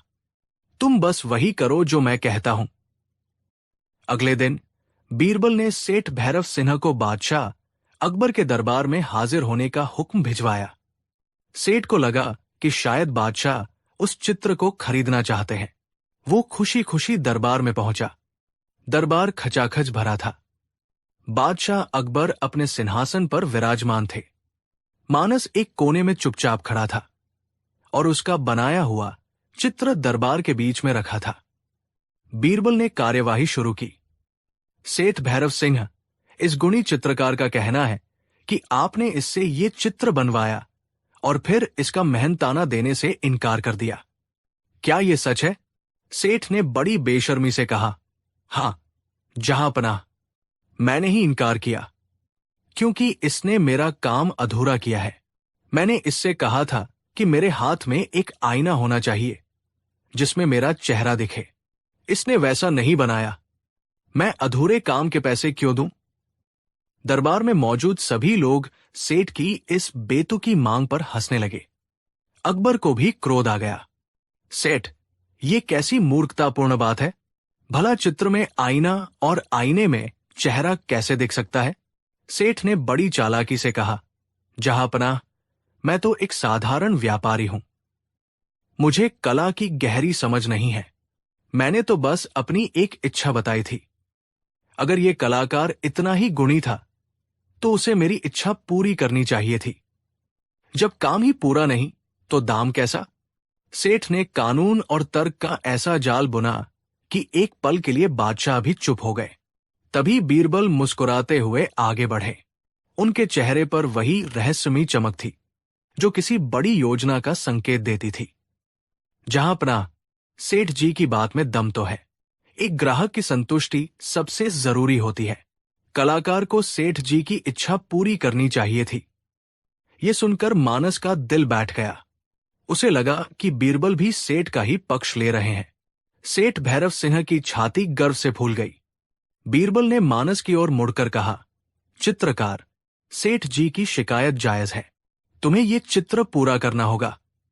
क्या तुम इसे अभी इसी दरबार में पूरा कर सकते हो? मानस ने निराशा से कहा, लेकिन हुजूर, ये असंभव है। बीरबल ने उसकी आंखों में देखते हुए धीरे से कहा, कुछ भी असंभव नहीं है कलाकार। बस तुम्हें सही कूची और सही रंग की जरूरत है। फिर उन्होंने एक सिपाही को आदेश दिया, जाओ और शहर के सबसे अच्छे कारीगर से एक बड़ा आदमकद आईना लेकर आओ। दरबार में सन्नाटा छा गया। आईना? किसी को समझ नहीं आ रहा था कि बीरबल क्या करने वाले हैं।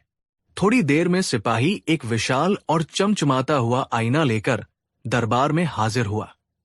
बीरबल ने मानस से कहा, कलाकार, ये लो तुम्हारी कूची और ये रहा तुम्हारा रंग। अब सेठ जी की इच्छा पूरी करो। फिर वो सेठ भैरव सिंह की ओर मुड़े। सेठ जी, आप कृपया इस चित्र के पास आकर खड़े हो जाइए, ठीक उसी जगह पर जहां चित्र में आपका स्थान है। सेठ कुछ समझ नहीं पाया, लेकिन हुक्म का पालन करते हुए वो चित्र के बगल में जाकर खड़ा हो गया। अब बीरबल ने मानस को इशारा किया। मानस ने वो विशाल आईना उठाया और उसे ठीक उस जगह पर लगा दिया जहां चित्र में सेठ के हाथ थे। अब जो दृश्य था वो देखने लायक था। चित्र में सेठ का परिवार था और चित्र के ठीक बगल में लगे आईने में असली सेठ भैरव सिंह का चेहरा साफ साफ दिखाई दे रहा था। बीरबल ने जोरदार आवाज में ऐलान किया, लीजिए सेठ जी, आपकी इच्छा पूरी हुई। आपके परिवार का चित्र भी है और आपके हाथ में आईना भी है जिसमें आपका चेहरा साफ साफ झलक रहा है। अब ये चित्र पूरी तरह से मुकम्मल हो गया है। बीरबल ने अपनी बात पूरी करते हुए कहा, एक सच्चा कलाकार पत्थर में भी जान डाल सकता है, लेकिन वो किसी के घमंड और बेईमानी को अपने कैनवास पर नहीं उतार सकता। इस कलाकार ने तो आपकी इच्छा पूरी कर दी। अब आप अपना वादा पूरा कीजिए और इस कलाकार को इसका मेहनताना दीजिए। दरबार में तालियों की गड़गड़ाहट गूंज उठी। सेठ भैरव सिंह का चेहरा शर्म से लाल हो गया था। उसकी सारी चालाकी, सारा घमंड बीरबल की बुद्धिमानी के एक आईने ने चकनाचूर कर दिया था। उसके पास कहने के लिए एक शब्द भी नहीं था। वो सबके सामने एक झूठा और बेईमान साबित हो चुका था। बादशाह अकबर अपनी हंसी नहीं रोक पाए। वो बीरबल की इस अनोखी सूझबूझ से इतने प्रसन्न हुए कि अपनी गद्दी से उतरकर उनके पास आ गए। वाह बीरबल, वाह! तुमने आज फिर साबित कर दिया कि बुद्धि की कूची से किसी भी टेढ़ी समस्या को सुलझाया जा सकता है। तुमने न सिर्फ इस कलाकार को उसका हक दिलाया है, बल्कि कला का अपमान करने वाले हर घमंडी को एक सबक भी सिखाया है। बादशाह ने हुक्म दिया कि सेठ भैरव सिंह मानस को उसकी मेहनत के 500 नहीं, बल्कि 5000 सोने की अशर्फिया देगा। 1000 उसकी कला के लिए और 4000 उसकी बेइज्जती और मानसिक पीड़ा के हर जाने के तौर पर। साथ ही सेठ को दरबार में सबसे माफी मांगने का भी हुक्म हुआ। उस दिन मानस की आंखों में खुशी के आंसू थे। उसे न सिर्फ अपना मेहनताना मिला, बल्कि अपनी कला का वो सम्मान भी मिला जिसका वो हकदार था। और बीरबल ने एक बार फिर ये साबित कर दिया कि इंसाफ करने के लिए सिर्फ तलवार की ही नहीं, बल्कि तेज दिमाग की भी जरूरत होती है। कहानी 6। आगरा के शाही किले पर सुनहरी सुबह ने दस्तक दी थी। यमुना का पानी सूरज की पहली किरणों से दमक रहा था और उसकी चमक महल के संगमरमरी झरोखों से छनकर दीवानम में एक नूरानी माहौल बना रही थी। दरबार सज चुका था। रेशम और जरी के परिधानों में सजे दरबारी अपनी अपनी जगहों पर अनुशासित ढंग से बैठे थे, लेकिन उनकी आंखों में एक अजीब सी बेचैनी थी। आज हवा में कुछ अलग था, कुछ अनकहा। सिंहासन पर शहंशाहेंद जलालुद्दीन मोहम्मद अकबर विराजमान थे। उनके चेहरे पर हमेशा की तरह रौब तो था, लेकिन आज उनकी आंखों में एक गहरी सोच तैर रही थी, एक ऐसी पहेली जिसे कोई पढ़ नहीं पा रहा था। उनकी नजरें दरबारियों के चेहरों से गुजर रही थी, मानो किसी को तलाश रही हों। और फिर उनकी नजरें उस एक शख्स पर आकर ठहर गई जो हमेशा की तरह शांत और सहज भाव से खड़ा था, उनके सबसे प्रिय सलाहकार राजा बीरबल। दरबार में मौजूद बीरबल के विरोधी, खासकर मुल्ला दोप्याजा और उसके साथी, इस खामोशी को किसी आने वाले तूफान का संकेत समझ रहे थे। पिछले कुछ दिनों से वे लगातार बादशाह के कान भर रहे थे। जहां पनाह मुल्ला ने एक दिन बड़ी चालाकी से कहा था, बीरबल की बुद्धिमानी के तो हम सब कायल हैं, लेकिन कभी कभी लगता है कि वो खुद को आपका सलाहकार नहीं, बल्कि दोस्त समझने लगे हैं। दोस्ती और सल्तनत के अदब में एक बारीक लकीर होती है। कहीं वो उसे लांघ तो नहीं रहे? शायद यही बातें थी जो आज बादशाह के जहन में घूम रही थी। उन्होंने एक गहरी सांस ली और उनकी आवाज ने दरबार की खामोशी को तोड़ा।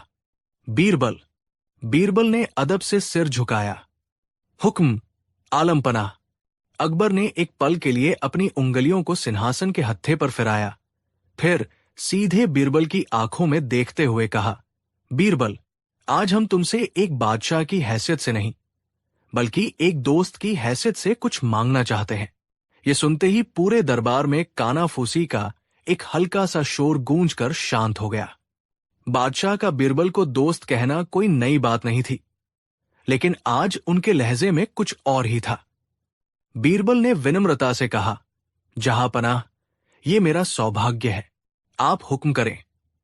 ये जान भी हाजिर है। अकबर मुस्कुराए, एक ऐसी मुस्कान जिसमें रहस्य छिपा था। हमें तुम्हारी जान नहीं चाहिए बीरबल, हमें तुमसे 100 सोने की अशर्फियों की जरूरत है। उधार समझकर दे दो, हम तुम्हें बाद में लौटा देंगे।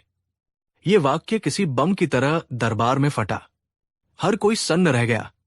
शहशाहेंद, जिसके खजाने में दुनिया की दौलत भरी पड़ी थी, वो अपने एक मंत्री से 100 सिक्कों का उधार मांग रहा था। ये बात किसी के गले नहीं उतर रही थी। ये अपमान था या कोई गहरी चाल? मुल्ला दो प्याजा और उसके साथियों के चेहरे पर विजयी मुस्कान तैर गई। उन्हें लगा, आज बीरबल फंस गया। अगर बीरबल हाँ कहता है तो ये उसकी हेकड़ी मानी जाएगी कि उसकी इतनी हैसियत है कि वो बादशाह को उधार दे सके, और अगर वो ना कहता है तो ये बादशाह की सीधी सीधी तौहीन होगी। दोनों ही सूरतों में उसका सिर कलम होना तय था। बीरबल का चेहरा शांत था, लेकिन उनके दिमाग में विचारों का बवंडर चल रहा था। वो समझ गए थे कि ये सिक्कों का नहीं, बल्कि समझ, सम्मान और रिश्ते की परीक्षा का सवाल था। ये एक ऐसा जाल था जिसके तार बहुत महीन थे। एक गलत कदम और सब कुछ खत्म। उन्होंने एक पल सोचा, फिर बड़े ही सधे हुए स्वर में कहा, जहांपनाह, आपने एक दोस्त के नाते मांगा है, तो ये दोस्त आपको इनकार कैसे कर सकता है? लेकिन आप तो जानते हैं कि मैं एक साधारण मंत्री हूं। मेरे पास इतनी बड़ी रकम एक साथ घर पर नहीं होगी। मुझे ये रकम जुटाने के लिए बस कल तक का समय दे दीजिए। कल सुबह इसी दरबार में 100 अशर्फियां आपके कदमों में होंगी। अकबर को बीरबल से इसी तरह के जवाब की उम्मीद थी। उन्होंने सिर हिलाकर कहा, ठीक है बीरबल, हमें कल सुबह का इंतजार रहेगा। दरबार बर्खास्त हुआ, लेकिन अपने पीछे हजारों सवाल छोड़ गया। बीरबल जब दरबार से बाहर निकले तो उनके चेहरे पर चिंता की लकीरें थी, लेकिन आंखों में एक दृढ़ निश्चय भी था। वो जानते थे कि उन्हें सिर्फ 100 सिक्के नहीं जुटाने हैं, बल्कि उन्हें बादशाह के सवाल के पीछे छिपे असली सवाल का जवाब देना है। उस शाम बीरबल अपने महल की छत पर टहल रहे थे। चांदनी रात थी और आगरा शहर रोशनी में नहाया हुआ था, लेकिन बीरबल का मन अशांत था। वो सोच रहे थे, बादशाह को सिक्कों की जरूरत नहीं है। वो मेरी बुद्धि, मेरी वफादारी और दोस्ती की मेरी समझ को परखना चाहते हैं। मुझे इसका जवाब भी उसी अंदाज में देना होगा। अचानक उनके दिमाग में एक विचार कौंधा। वो मुस्कुराए। उन्हें अपना रास्ता मिल गया था। अगली सुबह बीरबल ने अपने शाही वस्त्र नहीं पहने। उन्होंने एक साधारण व्यापारी का भेष बनाया और आगरा के बाजारों की ओर निकल पड़े।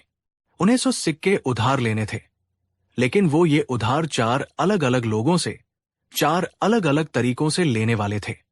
उनका पहला पड़ाव शहर का सबसे बड़ा जौहरी और सेठ धन्नामल था। धन्नामल अपनी कंजूसी और लालच के लिए पूरे आगरा में मशहूर था। बीरबल उसके आलीशान दफ्तर में पहुंचे। धन्नामल ने उन्हें पहचाना नहीं। बीरबल ने कहा, सेठ जी, मैं एक सौदागर हूं। मुझे एक जरूरी सौदे के लिए तत्काल 25 सोने की अशर्फियों की जरूरत है। मैं आपको एक हफ्ते के अंदर ब्याज के साथ 30 अशर्फिया लौटा दूंगा। 25 के बदले 30। धन अमल की आंखें चमक उठीं। उसने बिना कोई और सवाल पूछे तुरंत 25 अशर्फियों की थैली बीरबल के हाथ में रख दी। बीरबल ने उसे धन्यवाद दिया और वहां से चल पड़े। रास्ते में उन्होंने मन में सोचा, ये पहला उधार है, एक ऐसे दोस्त से जो दोस्त नहीं है। उसने पैसा इसलिए दिया ताकि वो और पैसा बना सके। ये दोस्ती नहीं, सौदा है। अब बीरबल शाही छावनी की ओर बढ़े। वहां उन्होंने एक पुराने और वफादार सिपाही बहादुर सिंह से मुलाकात की। बहादुर सिंह ने कई जंगों में हिस्सा लिया था और वो बीरबल का बहुत सम्मान करता था। बीरबल ने कहा, बहादुर सिंह, मुझे कुछ निजी काम के लिए 25 सोने की अशर्फियों की जरूरत है। बहादुर सिंह ने एक पल भी नहीं सोचा। वो अंदर अपनी झोंपड़ी में गया और एक छोटी सी संदूकची लेकर आया। उसमें उसकी जिंदगी भर की जमा पूंजी थी, ठीक 25 सोने के सिक्के। उसने वो संदूकची बीरबल के हाथों में रखते हुए कहा, मंत्री जी, ये आपकी ही अमानत है। आप हुक्म करते तो मैं अपनी जान दे देता। ये तो सिर्फ सिक्के हैं, इन्हें लौटाने की कोई जरूरत नहीं। बीरबल की आंखें भर आई। उन्होंने सिपाही की पीठ थपथपाई और कहा, बहादुर सिंह, तुम्हारी वफादारी इस सल्तनत की असली दौलत है। मैं ये उधार तुम्हें जल्द ही लौटा दूंगा। वहां से निकलते हुए बीरबल ने सोचा, ये दूसरा उधार है, एक ऐसे दोस्त से जो दोस्त से भी बढ़कर है। उसने अपना सब कुछ दे दिया, बिना कुछ पूछे, बिना कुछ मांगे। ये दोस्ती का सबसे पवित्र रूप है। इसके बाद बीरबल शहर के उस हिस्से में गए जहां नर्तकियां और संगीतकार रहते थे। वहां उनकी मुलाकात शहर की सबसे मशहूर नर्तकी गुलबदन से हुई। गुलबदन अपनी कला के साथ साथ अपनी महत्वाकांक्षाओं के लिए भी जानी जाती थी। वो हमेशा शाही दरबार में अपनी जगह बनाना चाहती थी। बीरबल ने उसे अपनी जरूरत बताई। गुलबदन ने तुरंत अपनी सबसे कीमती पायल उतारी और कहा, हुजूर, मेरे पास अभी 25 अशर्फिया तो नहीं है, लेकिन ये पायल 50 अशर्फियों से भी ज्यादा कीमती है। आप इसे ले जाइए। मेरे लिए ये बड़े सम्मान की बात है कि मैं आपके किसी काम आ सकी। बस कभी बादशाह के सामने मेरा जिक्र कर दीजिएगा। बीरबल ने पायल ले ली और उसे 25 अशर्फियों के बराबर मान लिया। वहां से लौटते हुए उन्होंने सोचा, ये तीसरा उधार है, एक ऐसी दोस्त से जो दोस्त बनना चाहती है। उसने मदद की, लेकिन एक उम्मीद के साथ। ये एक ऐसा रिश्ता है जो उम्मीदों और अपेक्षाओं पर टिका है। अब बीरबल को आखिरी 25 सिक्कों की जरूरत थी।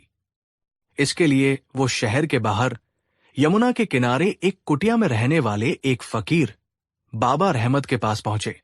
बाबा रहमत के पास दुनियावी दौलत के नाम पर कुछ नहीं था, लेकिन उनकी रूहानियत और ज्ञान की दौलत बेशुमार थी। सारा शहर उनका सम्मान करता था।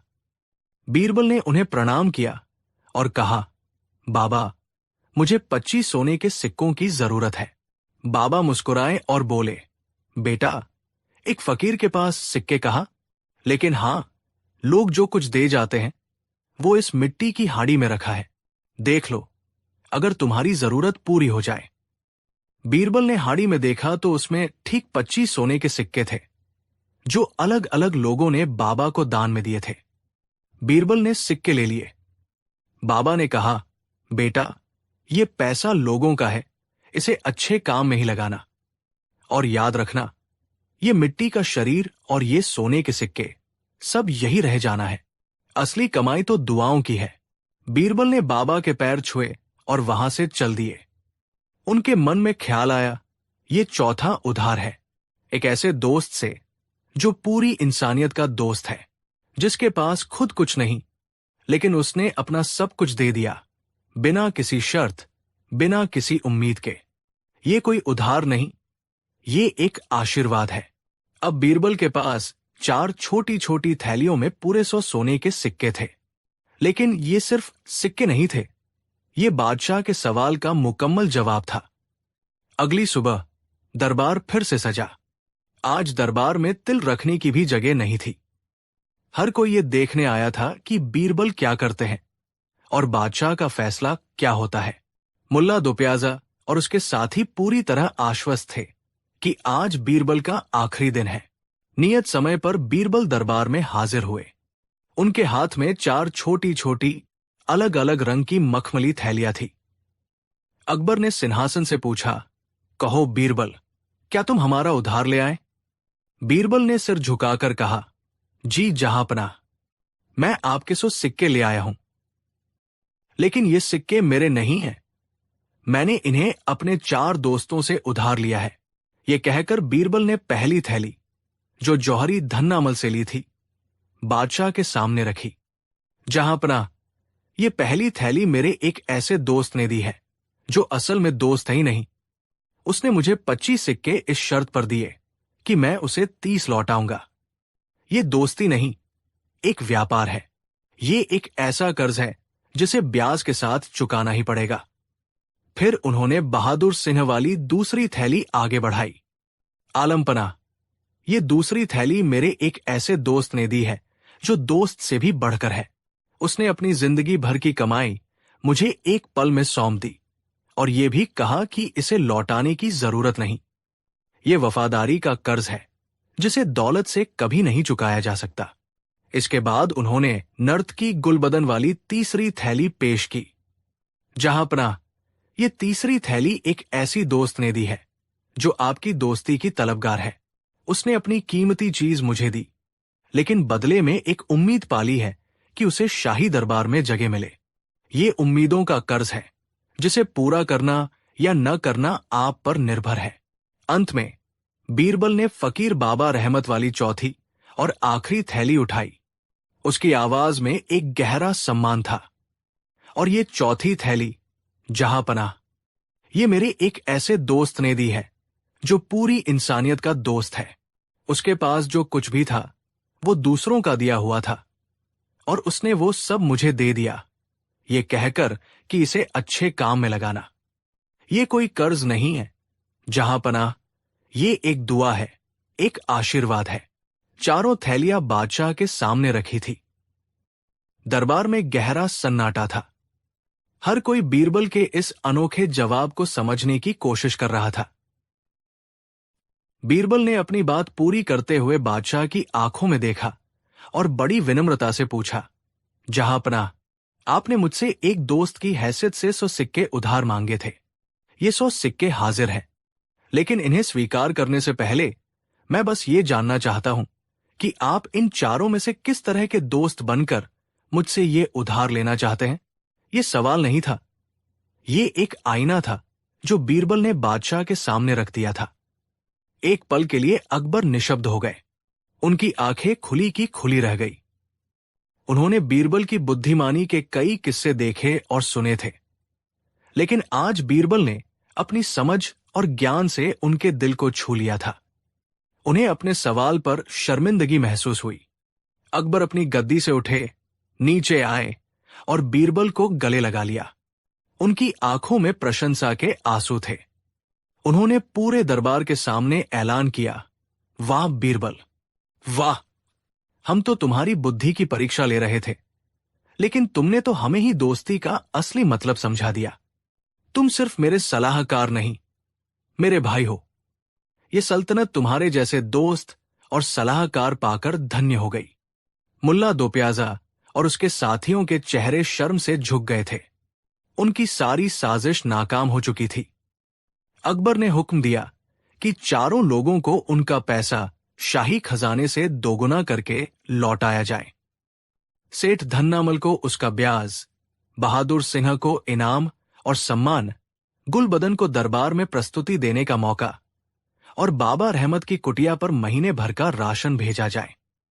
उस दिन दरबार में हर किसी ने सीखा कि रिश्ते दौलत से नहीं बल्कि नियत और भावनाओं से बनते हैं। बीरबल ने सिर्फ 100 सिक्के नहीं जुटाए थे, बल्कि उन्होंने दोस्ती, वफादारी, उम्मीद और निस्वार्थ सेवा के 4 अलग अलग रंगों को एक साथ पेश कर दिया था। यह कहानी हमेशा के लिए इतिहास में दर्ज हो गई, एक ऐसी मिसाल बनकर जो बताती है कि सबसे मुश्किल सवालों के जवाब अक्सर सबसे गहरी समझ में छिपे होते हैं। कहानी 7। एक बार की बात है जब हिंदुस्तान की जमीन पर शहंशाह अकबर का परचम लहराता था। उनके शासन में अमन और चैन था और उनकी न्यायप्रियता के किस्से दूर दूर तक मशहूर थे। अकबर के दरबार में नवरत्नों की एक मंडली थी, जिसमें सबसे प्रखर और बुद्धिमान थे राजा बीरबल। बीरबल की चतुराई केवल दरबार तक ही सीमित नहीं थी, बल्कि उनकी समझ और इंसाफ की रोशनी मुगल सल्तनत के हर कोने तक पहुंचती थी। आगरा से कुछ दूर यमुना नदी के किनारे एक छोटा सा खुशहाल गांव था, जिसका नाम था रामपुर। उस गांव में गोपाल नाम का एक भोला भाला किसान अपनी पत्नी राधा और 2 छोटे बच्चों के साथ रहता था। गोपाल बहुत मेहनती था। उसके पास जमीन का एक छोटा सा टुकड़ा था, जिस पर वो दिन रात मेहनत करके अपने परिवार का पेट पालता था। उसकी जिंदगी सादी थी, लेकिन उसमें संतोष था। पर कहते हैं ना, वक्त हमेशा एक जैसा नहीं रहता। उस साल मानसून ने ऐसा धोखा दिया कि आसमान से पानी की एक बूंद तक न गिरी। नदियां सूख गई, कुओं का पानी नीचे चला गया और खेत रेगिस्तान की तरह दिखने लगे। गोपाल की सारी फसल बर्बाद हो गई। घर में जो थोड़ा बहुत अनाज था, वो भी खत्म होने लगा। बच्चों के भूखे चेहरे देखकर गोपाल और राधा का दिल बैठा जाता था। जब कोई और रास्ता नहीं सूझा, तो गोपाल ने गांव के साहूकार सेठ लच्छीराम से मदद मांगने का फैसला किया। लच्छीराम पूरे इलाके में अपनी अमीरी के लिए कम और अपनी मक्कारी और सूदखोरी के लिए ज्यादा जाना जाता था। उसका काम ही था मजबूर लोगों को कर्ज के जाल में फंसाना और फिर उनकी जमीन जायदाद हड़प लेना। गांव का हर व्यक्ति उससे डरता था, लेकिन मजबूरी इंसान को शैतान के दरवाजे पर भी ले जाती है। एक शाम गोपाल डरते डरते लच्छीराम की आलीशान हवेली पहुंचा। सेठ अपनी मखमली गद्दी पर बैठा हुक्का गुड़गुड़ा रहा था। उसकी आंखों में लोभ और चेहरे पर क्रूरता साफ झलक रही थी। गोपाल ने हाथ जोड़कर कहा, सेठ जी, राम राम। मैं बड़ी मुसीबत में आपके पास आया हूं। लच्छीराम ने धुएं का छल्ला बनाते हुए तिरछी नजरों से उसे देखा। क्या बात है गोपाल, आज कैसे याद आ गई मेरी? फसल तो इस बार हुई नहीं, तो क्या देने आए हो? गोपाल की आंखों में आंसू आ गए।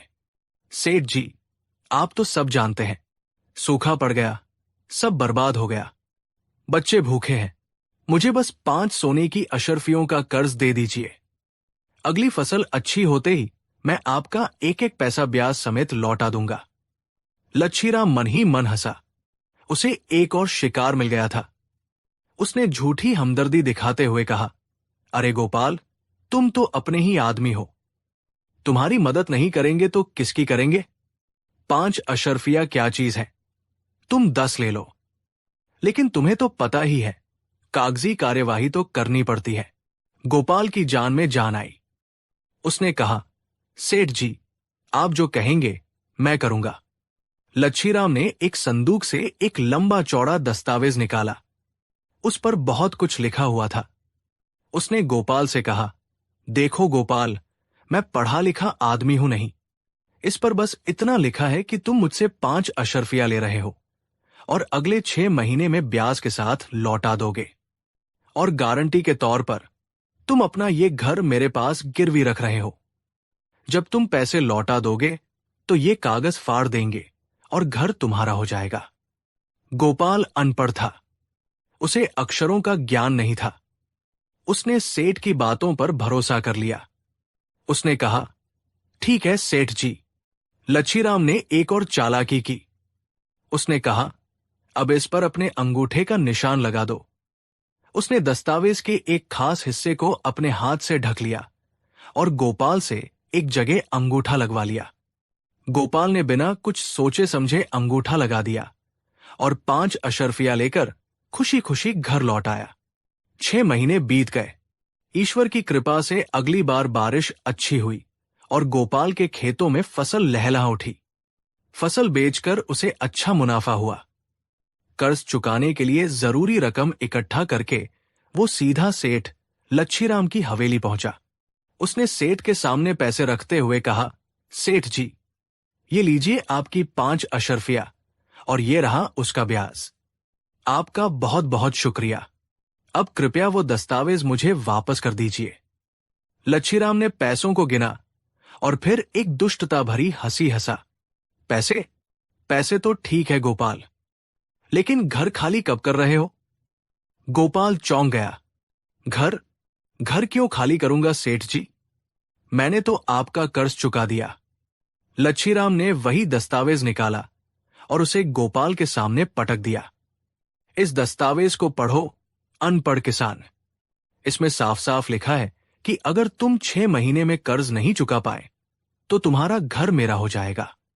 गोपाल ने गिड़गिड़ाते हुए कहा, लेकिन मैंने तो कर्ज चुका दिया है, वो भी समय पर। समय पर? लच्छीराम जोर से हंसा। दस्तावेज के मुताबिक आज कर्ज चुकाने की आखिरी तारीख थी, लेकिन तुमने सूरज ढलने के बाद पैसे दिए हैं। शर्त के अनुसार तुम्हें सूरज ढलने से पहले आना था। अब तो बहुत देर हो चुकी है। तुम्हारा घर अब मेरा है। यह सुनकर गोपाल के पैरों तले जमीन खिसक गई। उसे याद आया कि सेठ ने दस्तावेज पर अंगूठा लगवाते समय एक हिस्सा हाथ से छिपा लिया था। उसी हिस्से में यह मक्कारी भरी शर्त लिखी हुई थी। गोपाल रोने लगा, सेठ के पैरों में गिर गया, लेकिन उस पत्थर दिल इंसान पर कोई असर नहीं हुआ। उसने अपने लठैतों को बुलाकर गोपाल को अपनी हवेली से बाहर फेंकवा दिया। अगले दिन लच्छीराम अपने आदमियों के साथ गोपाल के घर पहुंचा और उसे, उसकी पत्नी और बच्चों को घर से बाहर निकाल दिया। गोपाल का पूरा संसार एक पल में उजड़ गया। अब उसके पास न घर था, न कोई ठिकाना। पूरा परिवार गांव के एक मंदिर के बाहर रहने को मजबूर हो गया। गोपाल ने गांव की पंचायत में गुहार लगाई, लेकिन लच्छीराम ने पंचायत के मुखिया को पहले ही रिश्वत देकर अपनी तरफ कर लिया था। किसी ने उसकी मदद नहीं की। हर तरफ से निराश होकर गोपाल जमीन पर बैठा रो रहा था। तभी एक बूढ़े आदमी ने उसके कंधे पर हाथ रखा। बेटा, रोने से कुछ नहीं होगा। मैंने सुना है कि आगरा में शहंशाह अकबर के मंत्री बीरबल बहुत बुद्धिमान और न्यायप्रिय है। वो गरीबों की मदद करते हैं। तुम उनके पास क्यों नहीं जाते? एक उम्मीद की किरण दिखाई दी। गोपाल ने अपनी पत्नी और बच्चों को गांव वालों के भरोसे छोड़ा और आगरा की लंबी यात्रा पर निकल पड़ा। कई दिनों तक पैदल चलने के बाद भूखा प्यासा गोपाल आखिरकार आगरा पहुंचा। शाही दरबार में प्रवेश पाना आसान नहीं था, लेकिन कई मिन्नतों के बाद उसे बीरबल से मिलने का समय मिल गया। बीरबल अपने कक्ष में बैठे कुछ जरूरी कागजात देख रहे थे। गोपाल ने अंदर जाकर उन्हें प्रणाम किया और रोते रोते अपनी पूरी कहानी सुना दी। उसने बताया कि कैसे लच्छीराम ने धोखे से उसके घर पर कब्जा कर लिया। बीरबल ने पूरी बात बहुत ध्यान से सुनी। उनकी आंखों में गोपाल के लिए करुणा और उस बेईमान साहूकार के लिए क्रोध की ज्वाला भड़क उठी। उन्होंने गोपाल को दिलासा देते हुए कहा, तुम चिंता मत करो गोपाल, न्याय जरूर होगा। तुम कुछ दिन यही रुको। मैं तुम्हारे गांव रामपुर चलूंगा और इस मामले की खुद जांच करूंगा। अगले दिन बीरबल ने एक साधारण व्यापारी का वेश बदला और अपने 2 भरोसेमंद सिपाहियों के साथ रामपुर के लिए निकल पड़े।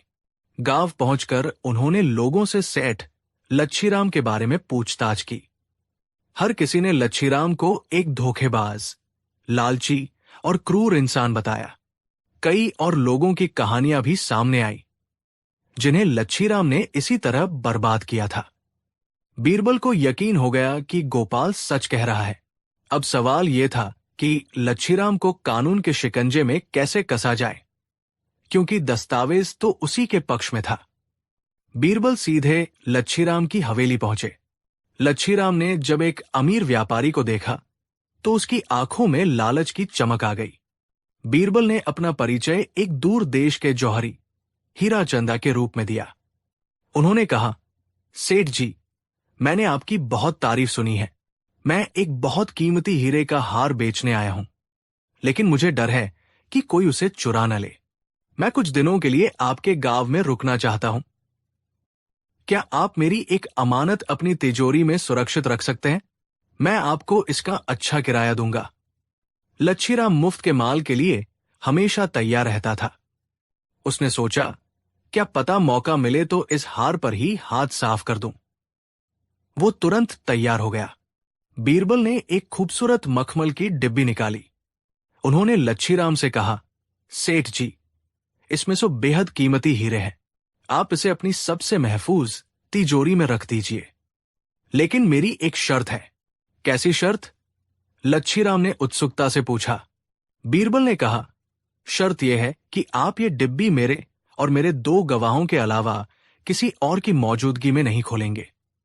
जब मैं इसे वापस लूंगा तब हम सब साथ में इसे खोलेंगे। लच्छीराम इस आसान सी शर्त के लिए मान गया। बीरबल ने अपने दोनों सिपाहियों, जो व्यापारी के भेष में थे, के सामने वो डिब्बी लच्छीराम को सौंप दी। लच्छीराम ने उसे अपनी सबसे मजबूत तिजोरी में रखकर ताला लगा दिया। 2 दिन बाद बीरबल अकेले ही लच्छीराम के पास पहुंचे। उन्होंने घबराए हुए होने का नाटक करते हुए कहा, सेठ जी, बहुत बड़ी गड़बड़ हो गई। मुझे अभी खबर मिली है कि बादशाह अकबर के जासूस किसी चोरी हुए शाही हार की तलाश में इस गांव की तरफ आ रहे हैं। मेरे पास जो हार है वो मैंने एक अनजान आदमी से खरीदा था। मुझे डर है कि कहीं वो शाही हार ही न हो। अगर वो मेरे पास मिला तो मैं तो सीधा फांसी पर चढ़ जाऊंगा। ये सुनकर लच्छीराम के भी होश उड़ गए। अगर शाही हार उसकी तिजोरी से निकलता तो वो भी चोर माना जाता। बीरबल ने आगे कहा, सेठ जी, हमें उस डिब्बी को तुरंत यहां से हटाना होगा। उसे कहीं और छिपाना होगा। लच्छीराम ने कांपते हुए कहा, लेकिन आपकी शर्त थी कि डिब्बी आपके गवाहों के सामने ही खुलेगी। बीरबल ने कहा, जान बचाने के लिए शर्त तोड़नी पड़ेगी सेठ जी। जल्दी कीजिए, इससे पहले कि जासूस आ जाए। लच्छीराम की बुद्धि पर लालच और डर का पर्दा पड़ चुका था। वो बीरबल की बातों में आ गया। उसने अकेले में तिजोरी खोली और डिब्बी निकालकर बीरबल को दे दी। बीरबल ने उसे धन्यवाद दिया और वहां से चले गए। अगले दिन बीरबल अपने असली रूप में शाही पोशाक पहनकर अपने सिपाहियों और गोपाल के साथ लच्छीराम की हवेली पहुंचे। उन्हें शाही पोशाक में देखकर लच्छीराम के पैरों तले जमीन खिसक गई। वो समझ गया कि जौहरी हीराचंद कोई और नहीं बल्कि राजा बीरबल ही थे।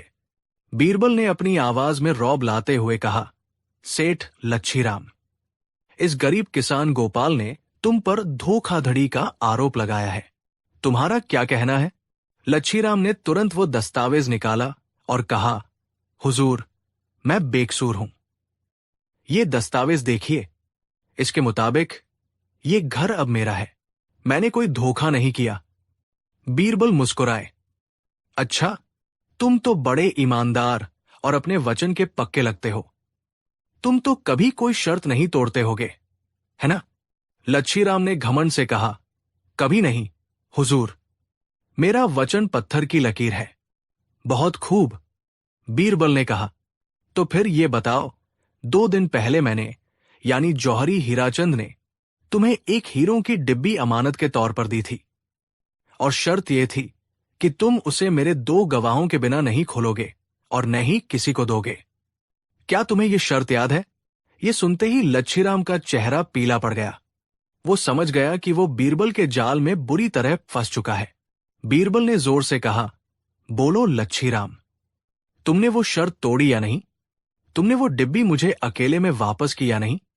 लच्छीराम के पास कोई जवाब नहीं था। उसने अपना सिर झुका लिया। बीरबल ने दरबारियों की तरह फैसला सुनाया। जो इंसान सो कीमती हीरों की अमानत में बेईमानी कर सकता है और अपनी शर्त तोड़ सकता है, वो एक अनपढ़ किसान के साथ धोखाधड़ी क्यों नहीं कर सकता? ये साबित हो गया है कि तुम एक नंबर के झूठे और धोखेबाज हो। तुम्हारा ये दस्तावेज झूठा है क्योंकि ये धोखे से बनवाया गया है। उन्होंने सिपाहियों को आदेश दिया, इस बेईमान साहूकार को गिरफ्तार कर लो। इसकी सारी संपत्ति जब्त करके उन सभी गरीबों में बांट दो जिन्हें इसने लूटा है, और गोपाल का घर उसे तुरंत वापस किया जाए। लच्छीराम गिड़गिड़ाने लगा, माफी मांगने लगा, लेकिन बीरबल ने उसकी एक न सुनी। सिपाहियों ने उसे पकड़ लिया। गोपाल की आंखों से खुशी के आंसू बहने लगे। उसने बीरबल के पैर पकड़ लिए। मंत्री जी, आपने मुझे और मेरे परिवार को बचा लिया। हम जीवन भर आपके आभारी रहेंगे। बीरबल ने उसे उठाकर गले से लगा लिया और कहा, यह मेरा फर्ज था गोपाल। याद रखना, अन्याय कितना भी शक्तिशाली क्यों न हो, सत्य और न्याय की हमेशा जीत होती है। यह खबर जब शहंशाह अकबर तक पहुंची तो वे बीरबल की इस अनोखी न्याय पद्धति से बहुत प्रसन्न हुए। उन्होंने बीरबल को ढेरों इनाम दिए और उनकी बुद्धि की एक बार फिर सराहना की। इस कहानी से हमें ये सीख मिलती है कि धोखा और बेईमानी की नींव पर खड़ी इमारत ज्यादा दिन नहीं टिकती। सत्य और चतुराई के सामने बड़े से बड़े मक्कार को भी घुटने टेकने पड़ते हैं, और जहां न्याय करने वाला बुद्धिमान हो, वहां किसी गरीब और मजबूर के साथ अन्याय नहीं हो सकता। तो दोस्तों, ये थी बीरबल की चतुराई की एक और शानदार कहानी। अगर आपको ये कहानी पसंद आई हो तो वीडियो को लाइक करना और चैनल को सब्सक्राइब करना न भूलें। हम आपके लिए ऐसी ही ज्ञानवर्धक और मनोरंजक कहानियां लाते रहेंगे। धन्यवाद। दोस्ती एक ऐसा रिश्ता जो खून से नहीं बल्कि भरोसे से बनता है। एक ऐसा धागा जो दो रूहों को इस तरह जोड़ देता है कि सल्तनतें भी उसे तोड़ नहीं पाती। शहंशाह अकबर और उनके सलाहकार बीरबल की दोस्ती भी कुछ ऐसी ही थी। ये सिर्फ एक बादशाह और मंत्री का रिश्ता नहीं था। ये दो ऐसे दोस्तों की कहानी थी जिनकी समझ और विश्वास की मिसालें सदियों तक दी जानी थी। लेकिन क्या हो जब उसी भरोसे की नींव में शक का जहर घोल दिया जाए? क्या हो जब एक दोस्त ही अपने दूसरे दोस्त को परखने के लिए एक ऐसी आग में धकेल दे जहां से जिंदा लौटना नामुमकिन हो? यह कहानी दोस्ती की सबसे बड़ी अग्नि परीक्षा की है। यह कहानी उस दिन की है जब अकबर ने यह जानने के लिए कि बीरबल उनके कितने वफादार हैं, एक ऐसा खूनी खेल रचा जिसने उनकी दोस्ती को हमेशा के लिए बदल दिया। कई हफ्तों से दरबार में एक कानाफूसी चल रही थी। बीरबल के दुश्मन, जो उनकी काबिलियत और बादशाह से उनकी नजदीकी से जलते थे, एक नया षड्यंत्र रच रहे थे। वे जानते थे कि बीरबल को बुद्धि में हराना नामुमकिन है, इसलिए उन्होंने उनके सबसे मजबूत किले यानी बादशाह के भरोसे पर हमला करने का फैसला किया। आलमपना एक शाम मान सिंह ने बड़ी गंभीरता से कहा, हम सब बीरबल की वफादारी पर कोई शक नहीं करते, लेकिन कभी कभी दिल में एक सवाल उठता है। अकबर ने अपनी भ्रिकुटी चढ़ाई। कैसा सवाल? सवाल ये, जहांपनाह, मुल्ला दुप्याजा ने बात को आगे बढ़ाया कि बीरबल की वफादारी आपके प्रति है या आपके तख्त के प्रति? वो आपके दोस्त हैं या सिर्फ आपकी ताकत के पुजारी? ये सब खुशहाली और अमन के दिन हैं, इसलिए सब ठीक है। लेकिन खुदा न खास्ता, अगर कभी आप पर कोई जानलेवा मुसीबत आन पड़ी तो क्या बीरबल अपनी जान देकर आपको बचाएंगे या अपनी जान बचाकर भाग जाएंगे? ये तीर ठीक निशाने पर लगा था। अकबर बीरबल को जान से ज्यादा चाहते थे, लेकिन एक बादशाह के दिल में शक का एक छोटा सा कांटा भी बहुत गहरा जख्म दे सकता है। ये दरबारी हर रोज इसी जख्म को कुरेदते। वे कहते, हुजूर, बीरबल एक बुद्धिमान व्यक्ति है, भावुक नहीं, और बुद्धि हमेशा अपनी सलामती पहले देखती है। अकबर इन बातों को झिड़क देते, लेकिन उनके मन के किसी कोने में यह जहर धीरे धीरे फैल रहा था। वो इस शक को हमेशा के लिए खत्म कर देना चाहते थे। वो दुनिया को और खुद को यह साबित करना चाहते थे कि उनका बीरबल सिर्फ एक मंत्री नहीं, बल्कि एक सच्चा दोस्त है जो उनके लिए मर भी सकता है। और इसी सोच ने एक भयानक योजना को जन्म दिया। अकबर ने अपने सबसे वफादार सेनापति खान जमान को बुलाया। उन्होंने एक ऐसी योजना बनाई जो किसी के भी रोंगटे खड़े कर दे। योजना थी एक नकली जानलेवा हमले की। तय हुआ कि अगले हफ्ते जब बादशाह और बीरबल शिकार के लिए जंगल जाएंगे तो उन पर डाकुओं के भेष में कुछ सैनिक हमला करेंगे। यह हमला इतना असली लगना चाहिए कि बीरबल को एक पल के लिए भी शक न हो। योजना का सबसे अहम हिस्सा यह था कि हमले के दौरान एक ऐसी स्थिति पैदा की जाएगी जहां से भागने का सिर्फ एक ही रास्ता होगा। और वह रास्ता इतना संकरा होगा कि उससे एक बार में एक ही इंसान निकल सकता है। परीक्षा यह थी कि उस मौत के मुंह में बीरबल किसे बचाते हैं, खुद को या अपने बादशाह दोस्त को। शिकार का दिन आया। बीरबल इस सब से अनजान बादशाह के साथ हंसी मजाक करते हुए जंगल के गहरे हिस्से की ओर बढ़ रहे थे। अकबर ऊपर से तो मुस्कुरा रहे थे, लेकिन अंदर ही अंदर उनका दिल बैठा जा रहा था। वो अपने ही दोस्त को ऐसी परीक्षा में डाल रहे थे जिसके बारे में सोचकर ही उनकी रूह कांप रही थी। वे जंगल के एक सुनसान इलाके में पहुंचे जहां एक संकरी घाटी थी। और तभी अचानक पेड़ों के पीछे से दर्जनों तीर एक साथ हवा को चीरते हुए आए। इससे पहले कि कोई कुछ समझ पाता, डाकुओं के भेष में सैनिक चारों तरफ से उन पर टूट पड़े। मारो, बादशाह को पकड़ लो कि चीख पुकार से जंगल गूंज उठा। हमला इतना भयानक और अप्रत्याशित था कि एक पल के लिए सब हक्के बक्के रह गए। योजना के अनुसार अकबर के सैनिक थोड़ी देर लड़ने का नाटक करने के बाद एक एक करके घायल होकर गिरने लगे। कुछ ही पलों में अकबर और बीरबल अकेले रह गए और उन्हें चारों तरफ से घेर लिया गया था। जहां पनाह, इधर से बीरबल चिल्लाए और अकबर के घोड़े को उस संकरी घाटी की ओर ले जाने लगे, जो उन्हें भागने का एकमात्र रास्ता नजर आ रहा था। डाकू उनका पीछा करते हुए और करीब आ गए। एक तीर अकबर के कान के पास से सनसनाती हुई गुजरी। माहौल में मौत का खौफ था। वे घाटी के मुहाने पर पहुंचे और तब उन्होंने देखा कि आगे का रास्ता एक भूस्खलन की वजह से लगभग बंद हो चुका था। वहां से निकलने के लिए बस इतनी सी जगह थी कि एक घोड़ा बड़ी मुश्किल से निकल सकता था। और उनके पीछे मौत बनकर डाकुओं का झुंड बढ़ता चला रहा था। अब फैसला करने का वक्त था। सिर्फ एक बच सकता था। अकबर ने अपनी योजना के अंतिम हिस्से पर अमल किया। उन्होंने अपने चेहरे पर हताशा और डर के भाव लाते हुए कहा, बीरबल, अब हम दोनों का बचना नामुमकिन है। तुम जाओ, तुम यहां से निकल जाओ। बीरबल ने अविश्वास से अकबर की ओर देखा। ये आप क्या कह रहे हैं जहांपना? मैं आपको छोड़कर कहीं नहीं जाऊंगा।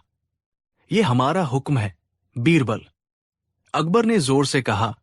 उनकी आवाज में दर्द और मजबूरी का नाटक था। सल्तनत को मेरी नहीं, तुम्हारी जरूरत है। एक बादशाह मर जाएगा तो दूसरा बन जाएगा, लेकिन तुम जैसा दिमाग अगर चला गया तो ये सल्तनत अनाथ हो जाएगी। जाओ बीरबल, हमारी दोस्ती का वास्ता, चले जाओ। ये दोस्ती की अग्नि परीक्षा का चरम था। एक तरफ बादशाह का हुक्म, दोस्ती का वास्ता और सल्तनत की भलाई का तर्क था। दूसरी तरफ मौत खड़ी थी।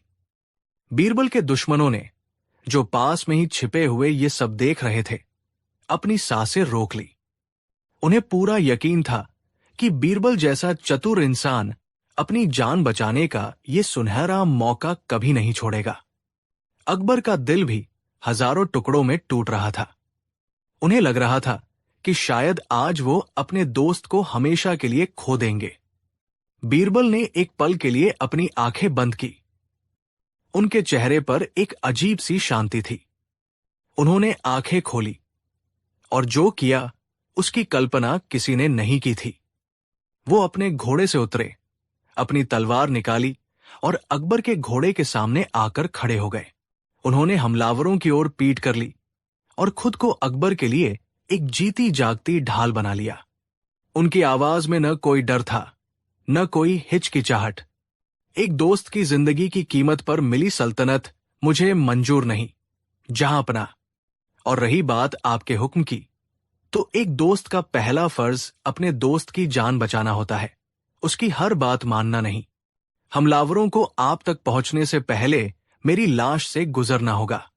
ये कहते हुए उन्होंने अपनी तलवार कसकर पकड़ ली, मौत का सामना करने के लिए तैयार। एक पल के लिए जंगल में गहरा सन्नाटा छा गया। अकबर की आंखों से आंसू बह निकले।